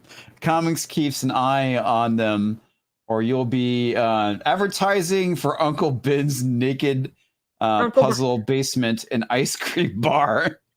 It's on No, theme. actually, I think Biden's gonna. Uncle own Biden. Sorry, that translated Uncle Ben's in my head. I think Uncle Biden's gonna end up owning Nick's favorite pizza joint by the time I'm done. But we'll see. Well, the funny thing is that we do have something like that. Yes. Yeah. There's something. It's like, it was like Uncle Touche's. Don't do it. You sniff bar or something like that. Away. I'm gonna be mad. I spent a lot of time on that. Oh, we got to do that. So instead of an oxygen bar. Oh no! Oh no! Yeah, I can't say Oh boy. You know, the funny thing is I sent you guys a lot of things. I only put like 2 things in here. It was Wheel of Time and Volition Games shutting down because they so broke. Yeah. So what I think is very interesting about Volition Games shutting down is there was a Kotaku article like 8-9 months ago about how more gaming companies should follow Volition Gaming's example. Oh, you mean going out of business? It's like Kotaku is literally like Kotaku. Wow, wait, you watched Blue Beetle, didn't you? You watched Blue Beetle and you went full to Kotaku. I went full Kotaku. Kotaku was like Kotaku was hanging on by a thread. Like everything else, all non-main Kotaku has been severed. We're just waiting for them to finally just pull the plug on main Kotaku. But they had an article that was like, why? They provided us with so much entertainment. Oh my god. Do you know? Oh, you don't spend very much time on Reddit, do you? No, I don't. Oh, that could be for the best. If you knew the amount of insanity because of the shit that Kotaku says, like it. Oh. Well, I know that FNT gets like a lot of shit on Reddit. Oh my god, that's putting it mildly. I've seen some. There's been some very colorful things said about Mauler as well. Yeah, they hate Mauler. Oh yeah, they hate Drinker too. There's also like Drinker has defenders on Reddit and he has haters on Reddit, and it's very interesting to watch them just like go at each other's throats because they'll like. The haters will be like, well, he's friends with all these toxic, misogynist, woman-hating, da-da-da. And then Drinker's defenders it's like you realize all of us are married, right? With the exception of Az. With the exception of Az. And then and then you go to his defenders and it's like he's allowed to have friends. He's got fans from all different kinds of circles. Like, how would you like it if you were told that you couldn't like somebody just because of this or that? And it's just like it's a microcosm of insanity that like tries to blow up into the real world, but never quite makes it. It's truly astonishing. Yeah. Could you imagine Gary trying to mansplain Melissa? Oh God, no. Yeah. Oh, God, exactly. I could light him up. You could. I could. It just for like if it was Gary anything, might not survive. If it was anything, like if I could see him geek-splaining stuff, like geek-splaining That's stuff. different. That's different. Yeah. Totally different than geek-splaining. Just explaining. Okay, but I've seen her just in it, like she goes like, "I'm not engaged with this conversation," and then it changes the subject. That's the thing. If you're with your partner long enough, whatever that partner is, because I'm progressive. No, I'm not. But like the insurance company. No. But whatever that partner is, you already know what is going to be a non-starter, and you just because you've been there a while. And I'm telling you right now, Gary and Melissa, I love their relationship because it reminds me of my relationship, reminds me of Tox and Mrs. Flu's relationship. It reminds me of Brahma and Mrs. Bull's. Mrs. Bull. That sounds really messed up. What did we decide? That didn't sound right. Was it Mrs. Bull? Well, Mrs. Bull would be a cow. So if you're calling his wife a cow, I think you should really reconsider. No, it might be an insult. We had originally gone with the mad cow, but everybody said that was too mean. No, that's even worse, man. Okay. Well, in that relationship, who makes the milk? Yes. If you're drinking bull milk, it's not milk. That's the she's joke. got to see some of our commercials then. Yeah, that's the joke. Oh, Tox. Oh. Pull out one of our. Pull out. Which one do you want? Yeah. That was a bad choice of words. Get one of our commercials for that. Wow. Come on, culture, wake up. I know it's late. Yeah. Anyway, I just if you compare even like comic book or video game movies. So when you look at someone who's done it well, so Sony got Spider-Man, and Spider-Man Far From Home and No Way Home both cleared $1 billion. right? Yes. Yes. Spider-Man, Miles Morales' movie, didn't clear $1 billion, but it still racked up like over $500 million, if I remember right. It did. It was like almost 600. Yeah. So obviously Sony, like, they just really need to cut ties with Disney, like with Marvel at this point, because they don't need them. No, they don't. But so clearly they're capable of producing a comic book film or a superhero film that people want to watch. And if you look at to be Mario, fair, it's only been one character, and that's been Spider-Man, because they're trying to do like, Craven and Morbius, and those movies just look bad. I mean, we know some of them are bad because they've come out. There's a Madam Web movie coming, which no one, and I mean no one asked for.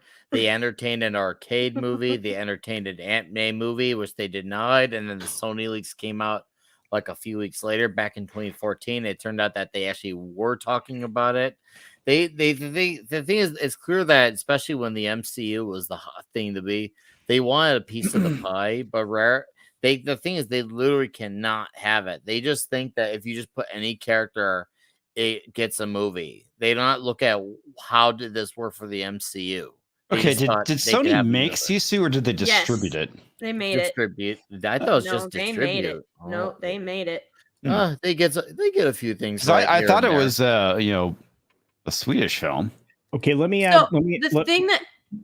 Sorry, no, just on, and you please go after I say this, but they also made an incredible film that I watched this very evening called Equalizer 3. So just so you know. Yes, that's true. I take it you enjoyed it. What did you put in the? I did. I enjoyed it too. It's Brahmabull's milk. Woman develops an IQ of 220 after drinking sperm every day for a year. No, she did. This is real. Yeah, she took a qualification. She was already a member of Mensa. She scored 154 in her 2015 qualification test, and so she added 65 more points in 13 months because of her. Well, there you go. And the reason being, and this is something that everybody needs to understand. In a single sperm, there is 37.5 megabytes of DNA. That means that a normal ejaculation represents a data transfer of 1.587.5 terabytes. That's a lot of information to swallow.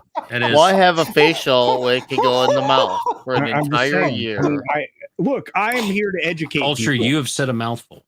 I have tonight. That's my job.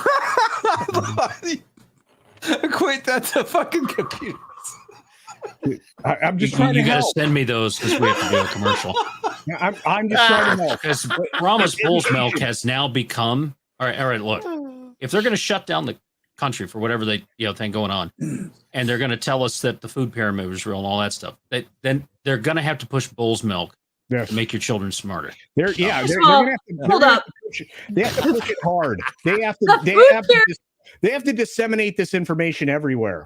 They need to spread this around. I love this. What the fuck did I walk into? One of my streams. I don't even know. I blame the guy right down there. I didn't do anything. Listen, I didn't do anything. All your fault, dude. The food pyramid was a very real thing. Was it healthy? No. Who builds? It was a very real thing for the 40 people that they based the original study on, who lived in Sweden. That's right. Yes. For those 40 people, that diet works. For everyone else in the world. I didn't say it worked. I said it was a real thing. Oh, no. Yeah. It was a real thing. All right. I'm sorry. Real bullshit, too. Wait. Let me try this again. Are you brain-splaining to me? Is that what are you using truth or whatever? Okay. Look, this is a very real thing. This woman improved her IQ. She got to 220 because of her daily drinking of sperm for a year. And that's because of we can stop. We can stop now. Wait, go back to the woman. This lady looks like she missed some on the walls. Yeah, dude. Yeah. Well, I'm just saying sometimes there's a Jackson Pollock and sometimes there's not. I mean, she could have had an IQ of like 5,000 if she'd caught all that. Oh my god! All right, I'm sorry. Right.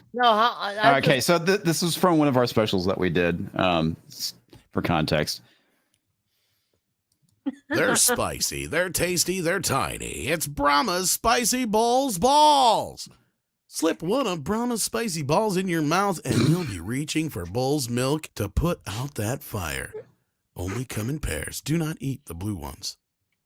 Those are some spicy Bull's balls. If you want a meat that will fill your mouth, grab Brahma's Bull's balls. that's the one that Tom plays all the Available time. in your local dairy aisle and back alley somewhere. How did that start again? Was that who was responsible? The movie. Okay, we were talking. Yeah, somebody did Kingpin the movie. Came up, and I quoted the line. Can I just say how inspirational it was to see the first woman that ever acted in anything that had a significant role for anyone? That was the whole joke. That was the reason why we did the special was because of that. That's why you need to go and watch that special. By the one. Jennifer Lawrence was the first sperm tester to drink. Indeed, she was. She was. No, I mean, and she needs. She was the first Mensa. Didn't work on her. Yeah, she needs well, more. I think Culture unearthed something while we were doing all this research and things for that show. Culture unearthed that it was Jennifer Lawrence who told Rosa Parks to get in the back of the bus. This is true. No, this is true. It's true. He has sourced a picture, and I swear it's authentic. Oh yeah, this is 100%. This floating flu form on the internet says it's real. No, it's on the internet. It's definitely true. Yes. But bull's milk is soft filtered, so there you go. Yeah. Don't let them dry out though, because they get crusty. And that's when Lady Greymaster's like, I'm never fucking coming back again. We're done here. Brahma's Bull's donuts. All right, what we got for memes tonight? Memes. I haven't even. Oh shit. Okay. All right. Yep. Let me. I work even on made this. a meme. Donuts that give Holy you a Woody. crap. Nick, who's on the wall behind you? I saw him. Mm-hmm. You're not afraid of getting sued? Why would he get sued? Oh yeah, I heard about that. That whole deal. insanity. Like, have you followed? Like, poor Eric. He'll be fine. I'm I not know worried he about will, that trash. but the fact that he has to deal with this, it just blows my mind. You can't, as far as I know, from when I was reviewing like patent law and stuff, you can't patent, you can't. Oh gosh, now I can't think of the word. Copyright, trademark. Yeah, Trademark, no, copyright. you can't. Yeah. You can't do the like ISO. It's the International School of. Okay. Acronym. Acronym. Like I couldn't think of the word, and I lived off of them in the Marine Corps. But you can't copyright those. Like you can't. You can do the font. Like you can do the font, and as long as it's unique and everything like that. It's the same thing that Uber ran into. You can't copyright the word Uber. They could only copyright like the text and the their actual like symbol. Well, they had to trademark. I'm aware what happened where they basically tried to get Ripa sued by that one organization that had the acronym of ISOM. Yes. And then he was like, "Fuck you guys, I'm suing you." Yeah. Yes. And that's basically last. I saw Ripa's video about it. Yeah, and fuck Vito, the guy's retarded. Oh my gosh. Oh, dude, yeah. But Lady G, I'm not sure on that because WWF did it to the WWF. But WWF actually Wildlife Federation, right? And World World Wildlife. Wrestling Federation. Yeah. Well, that's why it became the WWE because they got sued for the I knew people. I lived around there at that time and knew people that worked for them, and they kind of gave that up on purpose. Yeah. It was not because worth they wanted to get out of. Yeah. Well, they They were wanted to trying get to out move of into certain entertainment instead of it being kayfabe still. Well, the thing that sucks about it, the whole thing that's going on with Eric is that fucking Masterson is jealous. He's fucking jealous of Eric. He's a petty bitch. Vito is an attention grabber because that's all he wants to do. He just wants people to pay attention to him. Okay. I basically figured that out when I was on Nina's show and I read the comments the following day and he was like trying to plug himself in the comments of the live stream. It's like, dude, get fucking lost. You are straight up a fucking clout chaser. You just want to be important.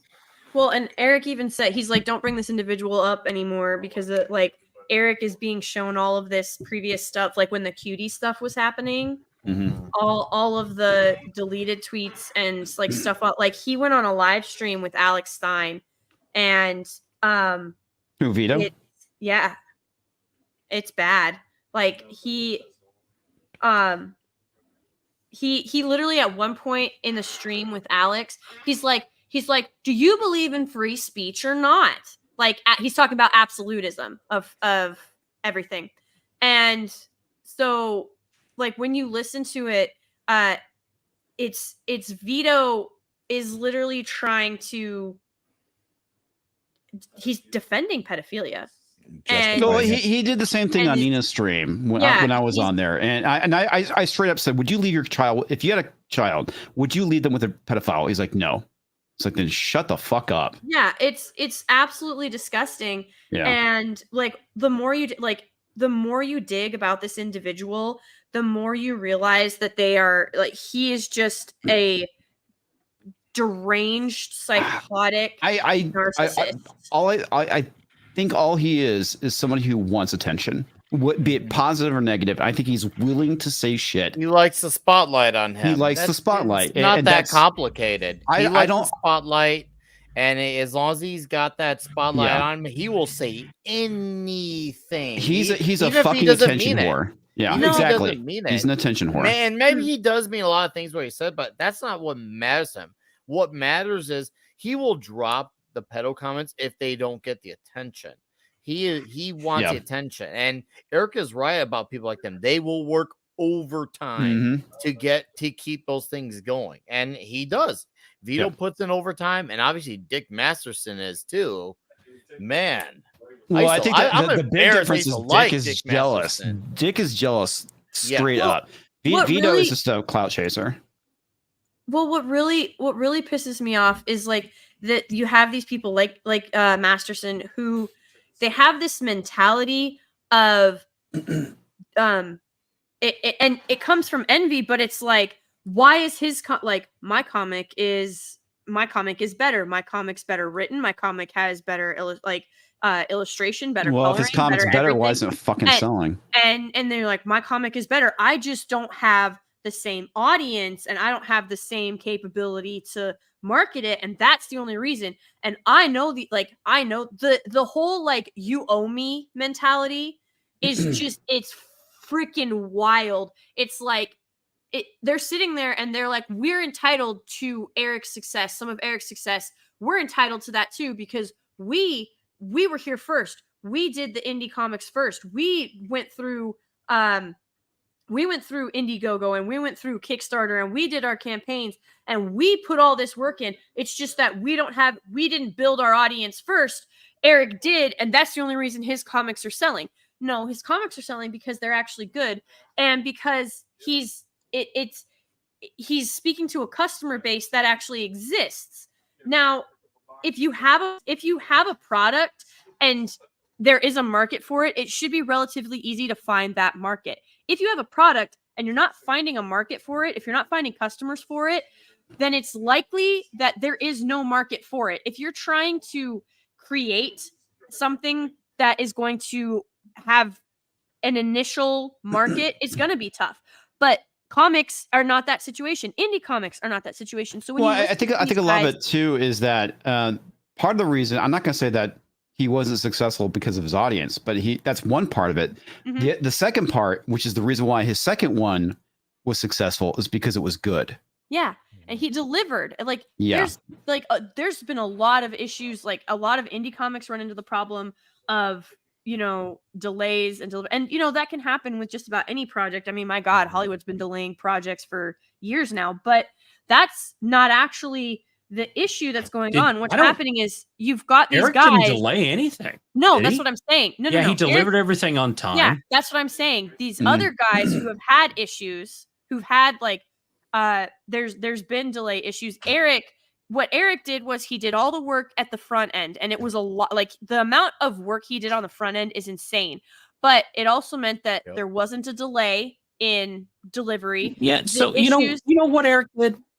Eric, in his mid to late 20s, had $200,000 of his own damn money to invest in a business. Yeah. Right. He doesn't Not owe a lot of people can jack do that. shit. Yeah. If you go out, you can have bologna sandwiches and you can save your damn money. You can work 2 jobs. You can deliver pizzas. You can do all kinds of stuff to get yourself out of debt and to build up cash to go out and try your dream. Yeah, Eric people don't want to work July hard, though. is the American dream, 100% and stuff from there. These 2 guys who I don't know and I really don't give a shit about can go fly a fucking kite. I spent 4 figures on Eric's latest campaign, and when Yara comes out with who's writing those books, Nick? Who are those Saska 2 sisters. Oh yeah, Jen and Sylvia Saska. I'm buying the ever-loving shit out of that book because that book is going to have a strong female superhero character in it that is going to, unless the economy takes a downturn, I think it's going to outsell the first book.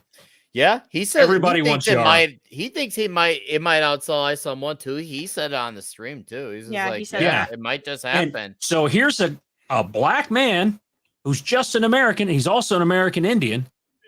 Creates how many jobs has he created? Not just for the Rippaverse and people there, but the other people around. He is given how much money to a charity now, right? Through all the stuff that's going on, and is giving prime space to women creators. Yep. There is not anything that they can say about this guy. And he's talked about them a lot too. Yeah. He didn't hire, and he didn't was a hire fan of them just because they're women. He's like, it's not like, oh, we need women on the team so that I can like. No, it's because they're good at it.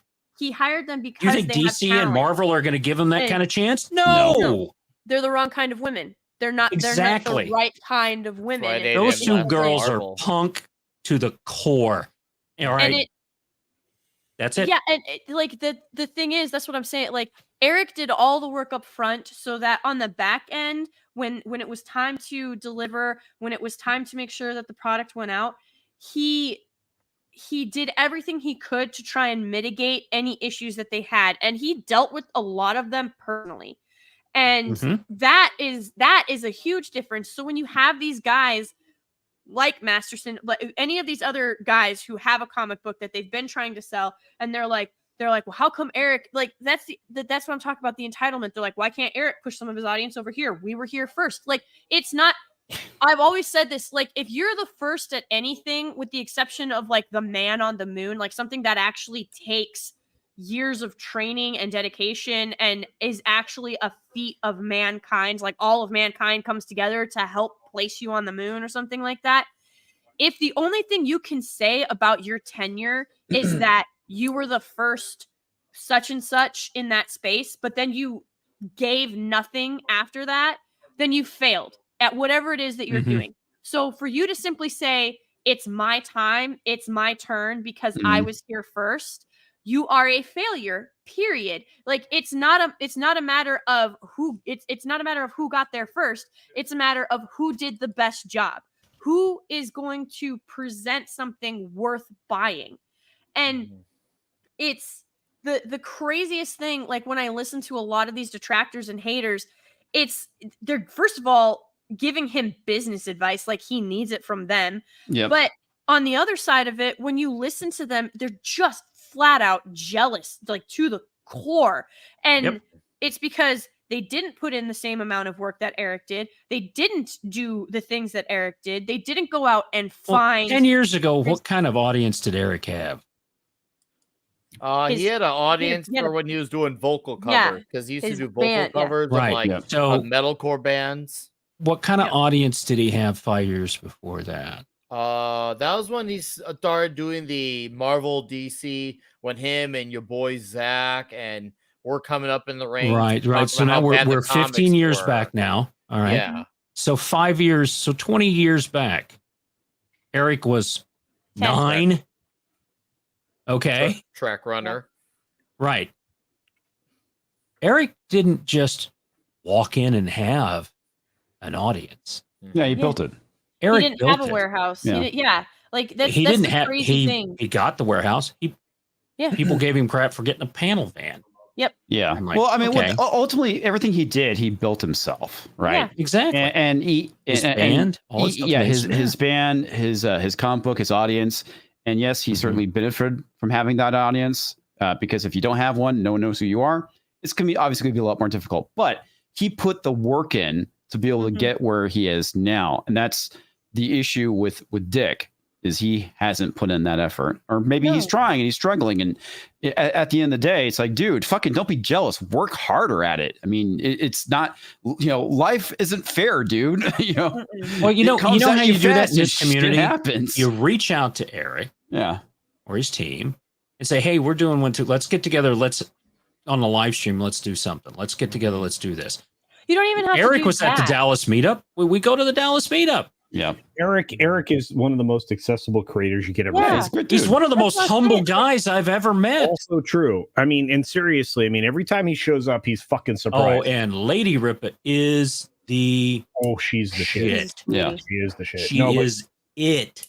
When you show up, when the first Dallas meetup, when Eric showed up at the first Dallas meetup, he was freaked out. Yeah, he was. Didn't make it hardly in the door. Oh yeah, that's drama. Snake. You remember Snake, and all that stuff around? We were all. Oh my god. So he walked Reticent Voices is actually Jennifer Lawrence. Yeah. So, but go ahead, Culture. But ask Brahma. Eric walked up the stairs and went to the left and never moved again. Yeah. Yep. I actually met him on the street, walked him in the doors. Yeah. And he never made it past the front doors. He was on those stairs. There were a lot of us in that room going, okay, this is the most uncomfortable place to be because it was hot as balls, right, Lady T? Yeah. Oh, that was awful. It was so hot. It was oh man, they're closed now. Gators is closed. Yeah, I heard about that. Are they really? Yeah, they closed down. They closed down. Farm and Feed was much better. They were so shocked. Yeah. Farm and Feed, that was the best night. When we were there, manager comes up because like, man, we're talking to this is the best night we've ever had. Yep. Yeah, we'll be there next year. We're gonna go bigger. You guys don't even know. All right, let me get this over on the Rumble side. BPST for $20 says, "Hi, great guest appearance last night." Well, thank you. Oh, you were on Nina's channel. Yeah, Carrie's show.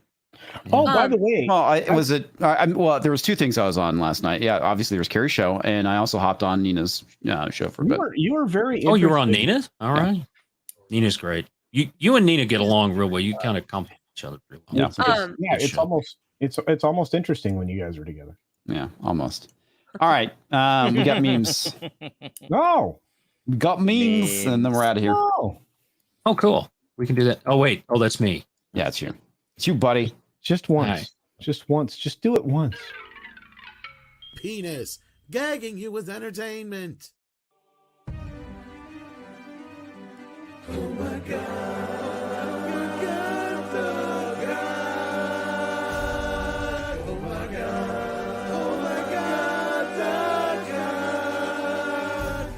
It's so big, it's so hard now, so hard now. Oh my God, the cock. Oh my God, the cock. Oh no. What the hell? Oh, Black Sparings. Apparently, Mexican Iron Man gave Culture Casino the suntan oil that is best for his skin, and then he went to a shark-infested beach to do body surfing. Apparently, the suntan oil is cow's blood, and the water is shark-infested. So that's Mexican Iron Man has got it out for you. Look, this was a $10 super chat, and I told him I didn't think it was a good idea. Okay, but you got $10 out of it. Sure. Sounds like a good idea. Oh gosh, this thing killed me today. I about died. There's no audio. There's no sound. I am not playing music. I think that's done on purpose. Okay, fair enough. Yeah, this fucking scene.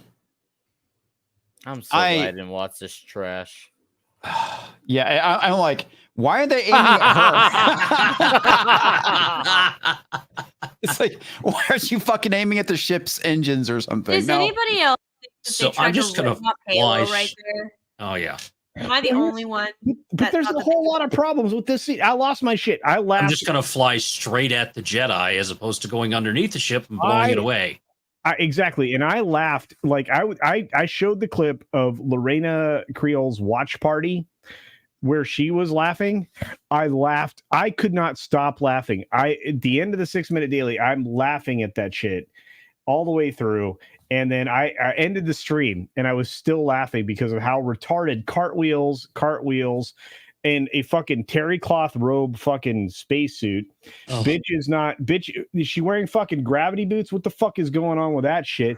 And by the way, lightsabers don't immediately cut through things. I know. I had someone basically trying to say I was wrong because I compared it to Qui-Gon cutting through the metal door. It's a fucking and it's like it takes him a good minute to go through. It's like, well, that door is a lot thicker than that fighter. I'm like, what about the shields? Well, you don't know if that ship has shields. Well, you don't know if it doesn't. It's like, what the fuck, dude? This whole thing's dumb. I'm like, dude, she lost an arm, lost a lightsaber, and is fucking floating in space, dead some fucking where.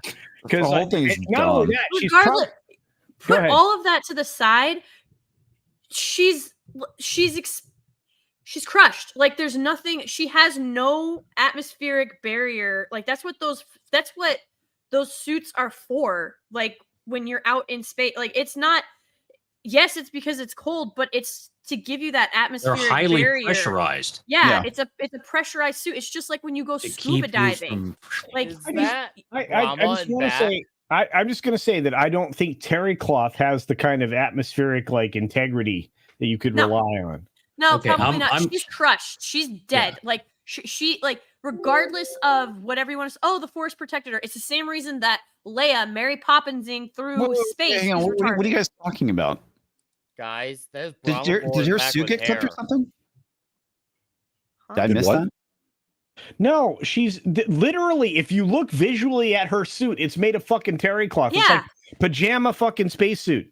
Oh, okay, all right. Cheap, costuming aside, she's supposed to be in a spacesuit. Okay, and then the next thing is, why did they fucking make it so it like went around her fucking headdress? Like she had time to like don a custom fucking. Well, like, my terry whole cloth. thing is, it probably took her 5 minutes to put that suit on. Why didn't the ships already come in and blow the ship up? Yeah, I don't. I mean, it's not like you Because just she instantly put the needed to be fucking out suit on the wing to fight them. Comics. Yeah, come on, dude. Duh. So here's Corey as a juggalo. I've been staring at this, trying not to throw up. Way to go, Monkey Jesus. Well, it's also got me Brahma in the with hair. background, Yeah, and Brahma I with hair. think comics right there. Yeah, it's I'm I can't very tell if grateful. one. I'm very grateful I'm not in this. Oh, you're right here. No, I would never have Long green hair. We've seen those tattoos. That's totally culture. Totally. Indeed. This was funny. At least McCracken. And that one. So that's Corey has the fro going on tonight. It looks And actually. that was a savage hair look for him. He looked Well, good. yeah. I mean, he looks amazing. He was ready to invade Wales. Savarage. Savarage. Why? Sorry. Why? And just because I was staring at this one. Oh. There's Gary. There's Mexican Iron Man. That's culture. Culture. Yep. That looks like Brahma. That's me. Oh. Lick sure my why. titties for $1. Like- So that's like, it. At the Do next people meeting. actually go out in public looking like why Yeah. do people like? I don't understand. Do you own a mirror or any reflective surface at all? A window, Mhm. a vehicle of some sort, perhaps with a lighter paint job. A friend who could tell you how utterly insane you look. She's got a wishbone tattooed on her belly. Yeah. Is her belly button ring infected or is it red? You know, you guys are taking a lot of shots at me right now. That's all right. Apparently, Brahma's for $1, you're going to be able to lick his boobs in the next Dallas meetup. Oh. I'm gonna get through the jacket. Yep. Want to vomit? Lick now. it where the milk is made. All right. Lick it where the milk is made. Let's move on. All right. Well, you okay? What? You don't like some of these jokes? None What's of the these matter? things were me, by the way. Time to recast Brahma. Yeah, that's right. He's got red hair. We got to get rid of him. Get out. God, they destroyed that show. Now, this has audio, but I don't think it has any song. My boy in here getting fitted for my wedding. You know what I mean? That's what I'm talking about. You know what I mean? I'm gonna be a little slimmer by then, though. A little bit, so I'll lose some of this. I get this 188 down to. Yeah. All right, you want to take this on back, try.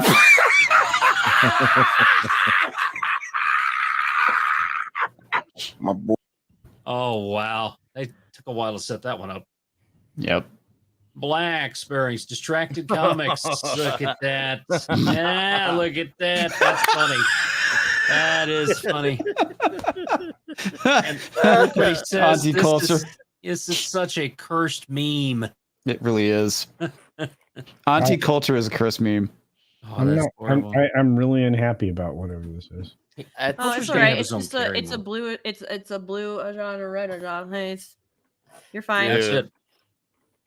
Bleach David is very frightening. That's true. That's a very red pill thing.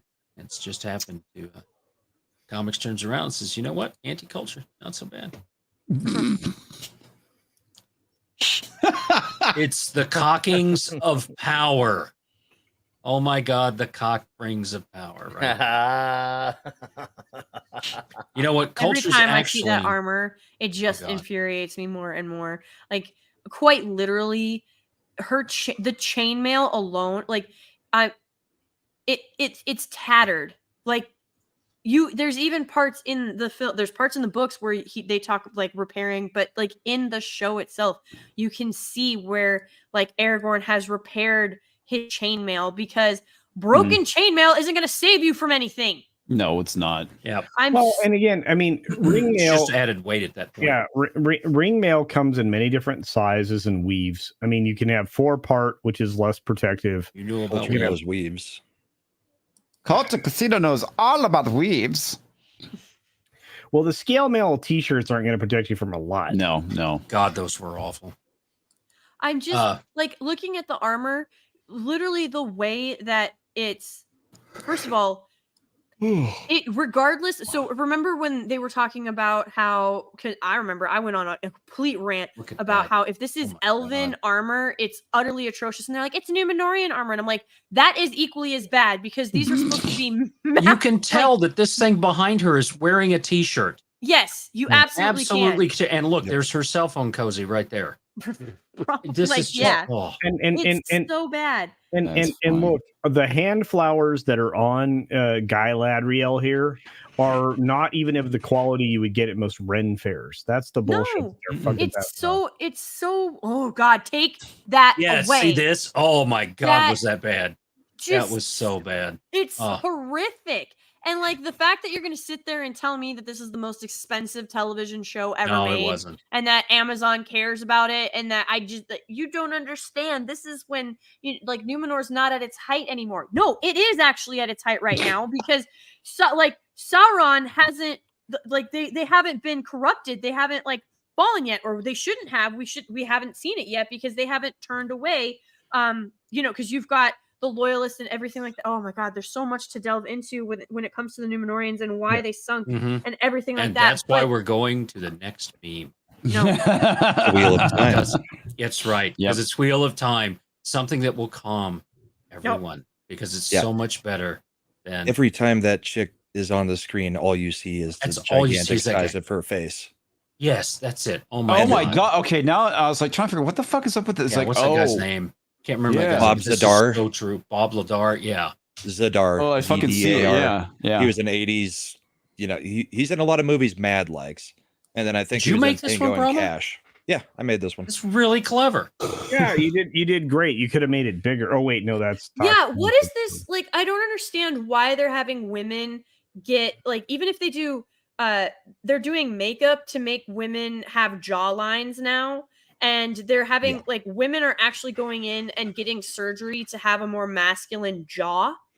And it doesn't make like jawlines are not a thing for women. Jawlines are a masculine trait. Necklines are a female trait or a feminine trait. I don't understand. They make them look like all. Quagmire from Family Guy. Yeah, seriously. It's I bad. mean, maybe she just swallowed 4 or 5 terabytes worth of data. Maybe that's all it was. And but seriously, every time she's on screen, that's all you see is her. That's jaw. all you see. She looks bad. Yeah, she takes away from the scene. yeah, it's plastic surgery that's gone wrong for sure. Like her face, it looks like she just got Botox every single time she's on screen. It looks like she just came from a Botox appointment. But like that's the crazy thing. I'm not saying there aren't women who don't have large jaws, but I am saying that like when you emphasize that, we got a serious problem. Most of them used to be men. Yeah, that's it. Oh, look, he made keto simple, the dwarf. Oh, Justin, yeah. Look at that. Oh, look, and Corey in the hair. Way to go, Magic Poop. Oh, that's good. Wait a minute, I'm unhappy. Wait a second, did you make me the... Oh, man. I'm taller than Comix. This is bullshit. No, you're not. You're not taller than Comix Division. I've seen you both in person. I'm pretty sure if you were taller, Nick would say it. I mean, Nick wouldn't defend me. Nick is drunk most of the time, so I remember very well when I'm drunk. Might I add? Yeah, you actually do. I am taller. You have drunk flu powers, man. I am definitely much taller than Comix. I don't say this. In fact, I never thought I would hear myself say this, but look at Brahma's dick. Oh shit! Rose packing. His cod piece is loaded. Yeah. Unlike Biden, where it's the diaper that's loaded. Anyway. All right. That's our memes tonight. Thank you all very much for that. Shots fired. Awesome all right. stuff. Wait, I got a thing. I got a thing. Get a thing? There's no voiceover for it. Oh, thanks for playing. Make it quick because Lady G's got to go. Yeah, we all need to go. I'm trying.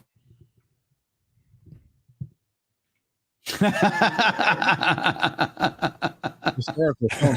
Somebody give me the narration. That's what we need. That's great. Great moments in Dig Stream. Very well. Yeah, there's a voiceover. There she is. Get to the back of the bus, lady.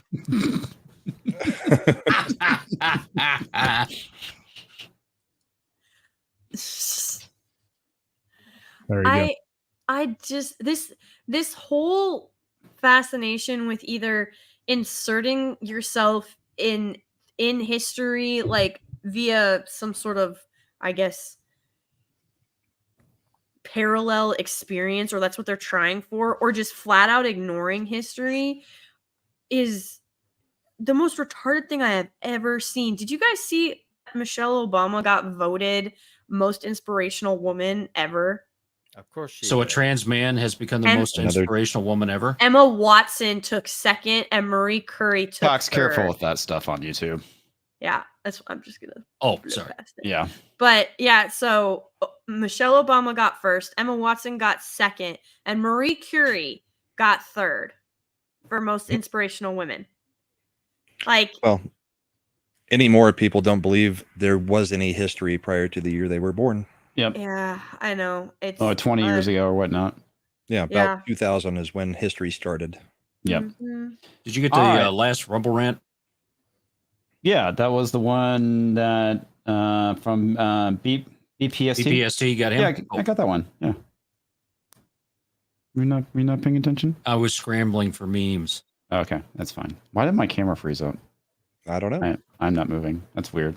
Well, folks, I'm just going to turn my camera off because I am not moving anymore. Let's get to the outros, and we will start with Lady Grandmaster. Oh, hi, everybody. This was a lot of fun. I love talking nerd things, specifically like novels are my jam. I love board games. I do love to play video games, card games. It's fun stuff. And I thoroughly enjoy it. I also love movies, especially Westerns. And I do a thing on my channel. Hopefully I'll get to start up soon. Our real life has kind of gotten in the way, but I do talk about all kinds of stuff over on my channel, and I'm on the Twitter. And it's a lot of fun, but you guys should definitely subscribe to everybody, all the gents that are here tonight, because they're awesome. And you should check out Friday Night Tights on Nerdrotic's channel tomorrow if you want to hold your gut laughing. And happy birthday, Sharon. And hi, Eric K. Thank you. Thank you. Brahmabull. I'll probably do some gaming this weekend, play an Armored Core, and I'll be at Culture's show on Sunday night, and then back here Monday. Thanks everybody for coming out. Good talk, Lady G.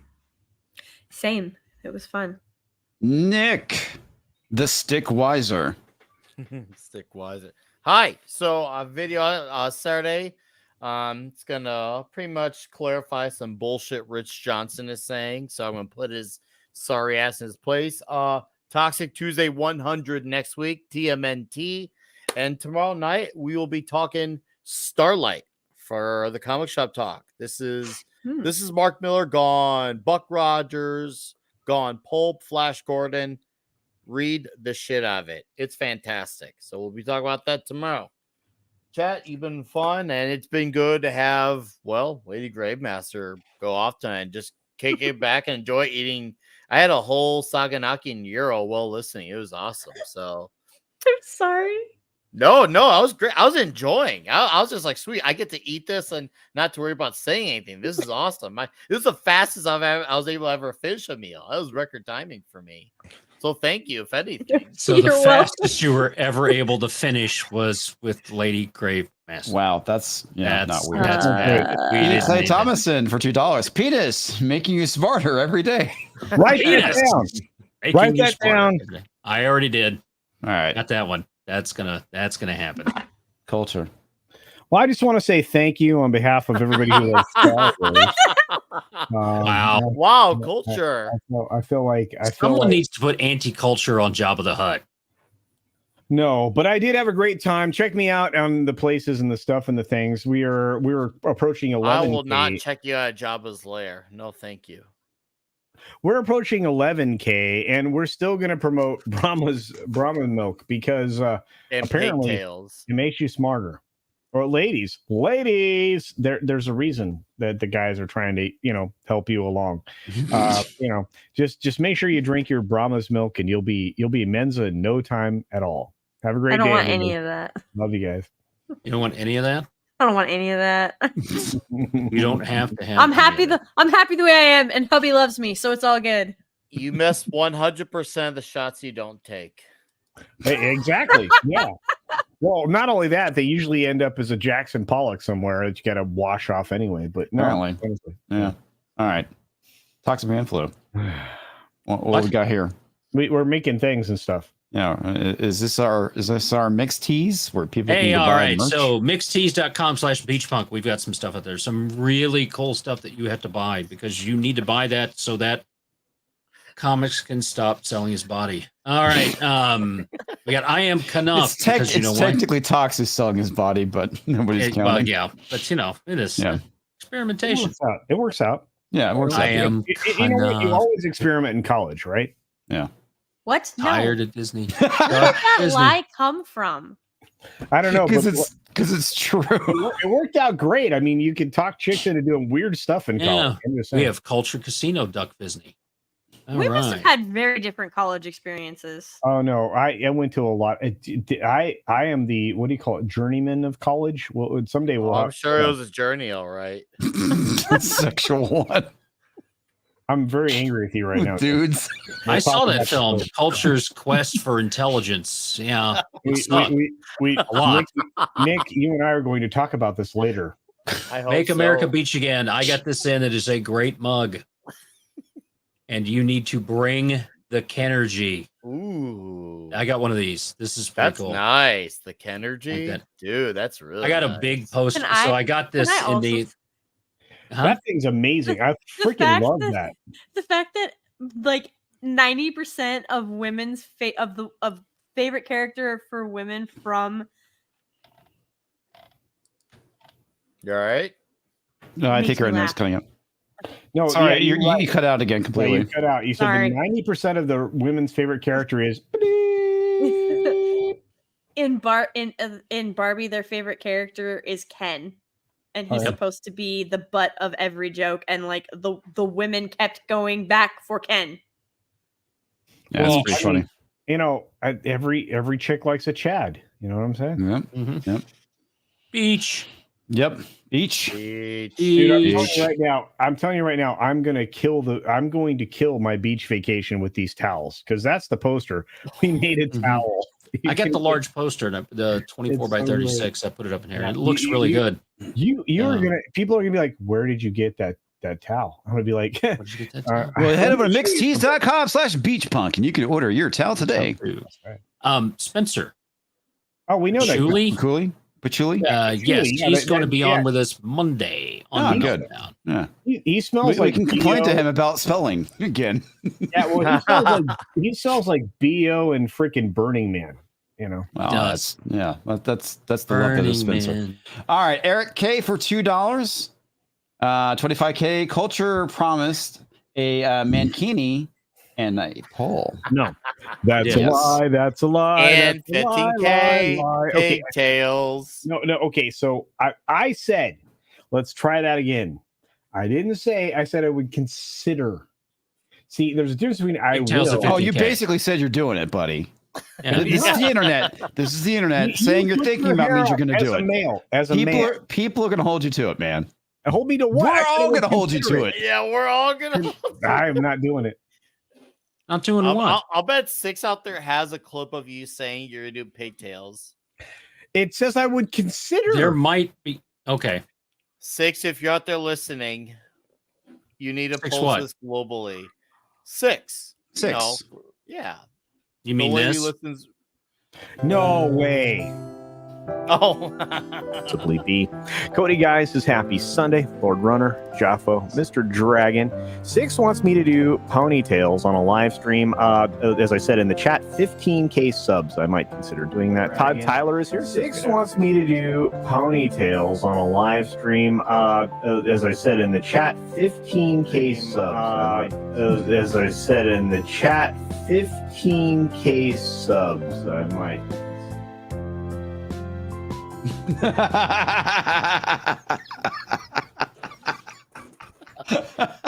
So on that note, before we can say anything else, hit the credits. Let's run. Let's run. He's doing it. 15K. It's over. Thanks for watching. Make sure to like, share, and comment, and subscribe if you're new to the channel. A huge thanks to all the supporters. Without you, Comix Division would probably be hoeing on a corner somewhere. Oh, by the way, everyone, thank you so much for hanging out with us tonight, and thank you for those who donated both on the Rumble side and the YouTube side. You will see me tomorrow night on Friday Night Tights, of course. We do have a member stream on Sunday at some time. For the record. Oh, we're done. These are my friends. For the record, that's right. You are all bigots. Lots of bigots. I'm your friend. Eric yes, you are, Lady G. Definitely a bigot. Thanks for being in the chat tonight, Eric. Lady G, you've been my friend for a long time. Why did you say that? Know. But you've never said it. But it's what is that called? Facebook official. So now it's YouTube. I actually. Hi, Lisa. I actually hugged you. I quit. I'm leaving. But you never said it on YouTube. It only. I'm trying to. Lady I'm sorry. Master recorded my real face. I deleted it. Thank you. Oh, you know what, Lady G? You deleted it or just the camera broke? The camera probably did break. Yeah. No, I'm sorry. Buddy. I was trying to act like one of those psycho girls who are like, if it's not social, it's not official. But I've never done that before, so no, I get what you're doing. Yeah, it was a lot of fun. The only thing I regret is I didn't order food for everybody else. Thank you all for group. watching. I thought they'd already eaten. You are amazing. I was kind of hungry. They're going to be good. Next year's Dallas meetup is going to be freaking phenomenal. Running out of time, guys. Good night, everyone. We'll see you next time. Bye. At all. Oh, super chat for Eric K for $2. My meat went into these dicks' mouth.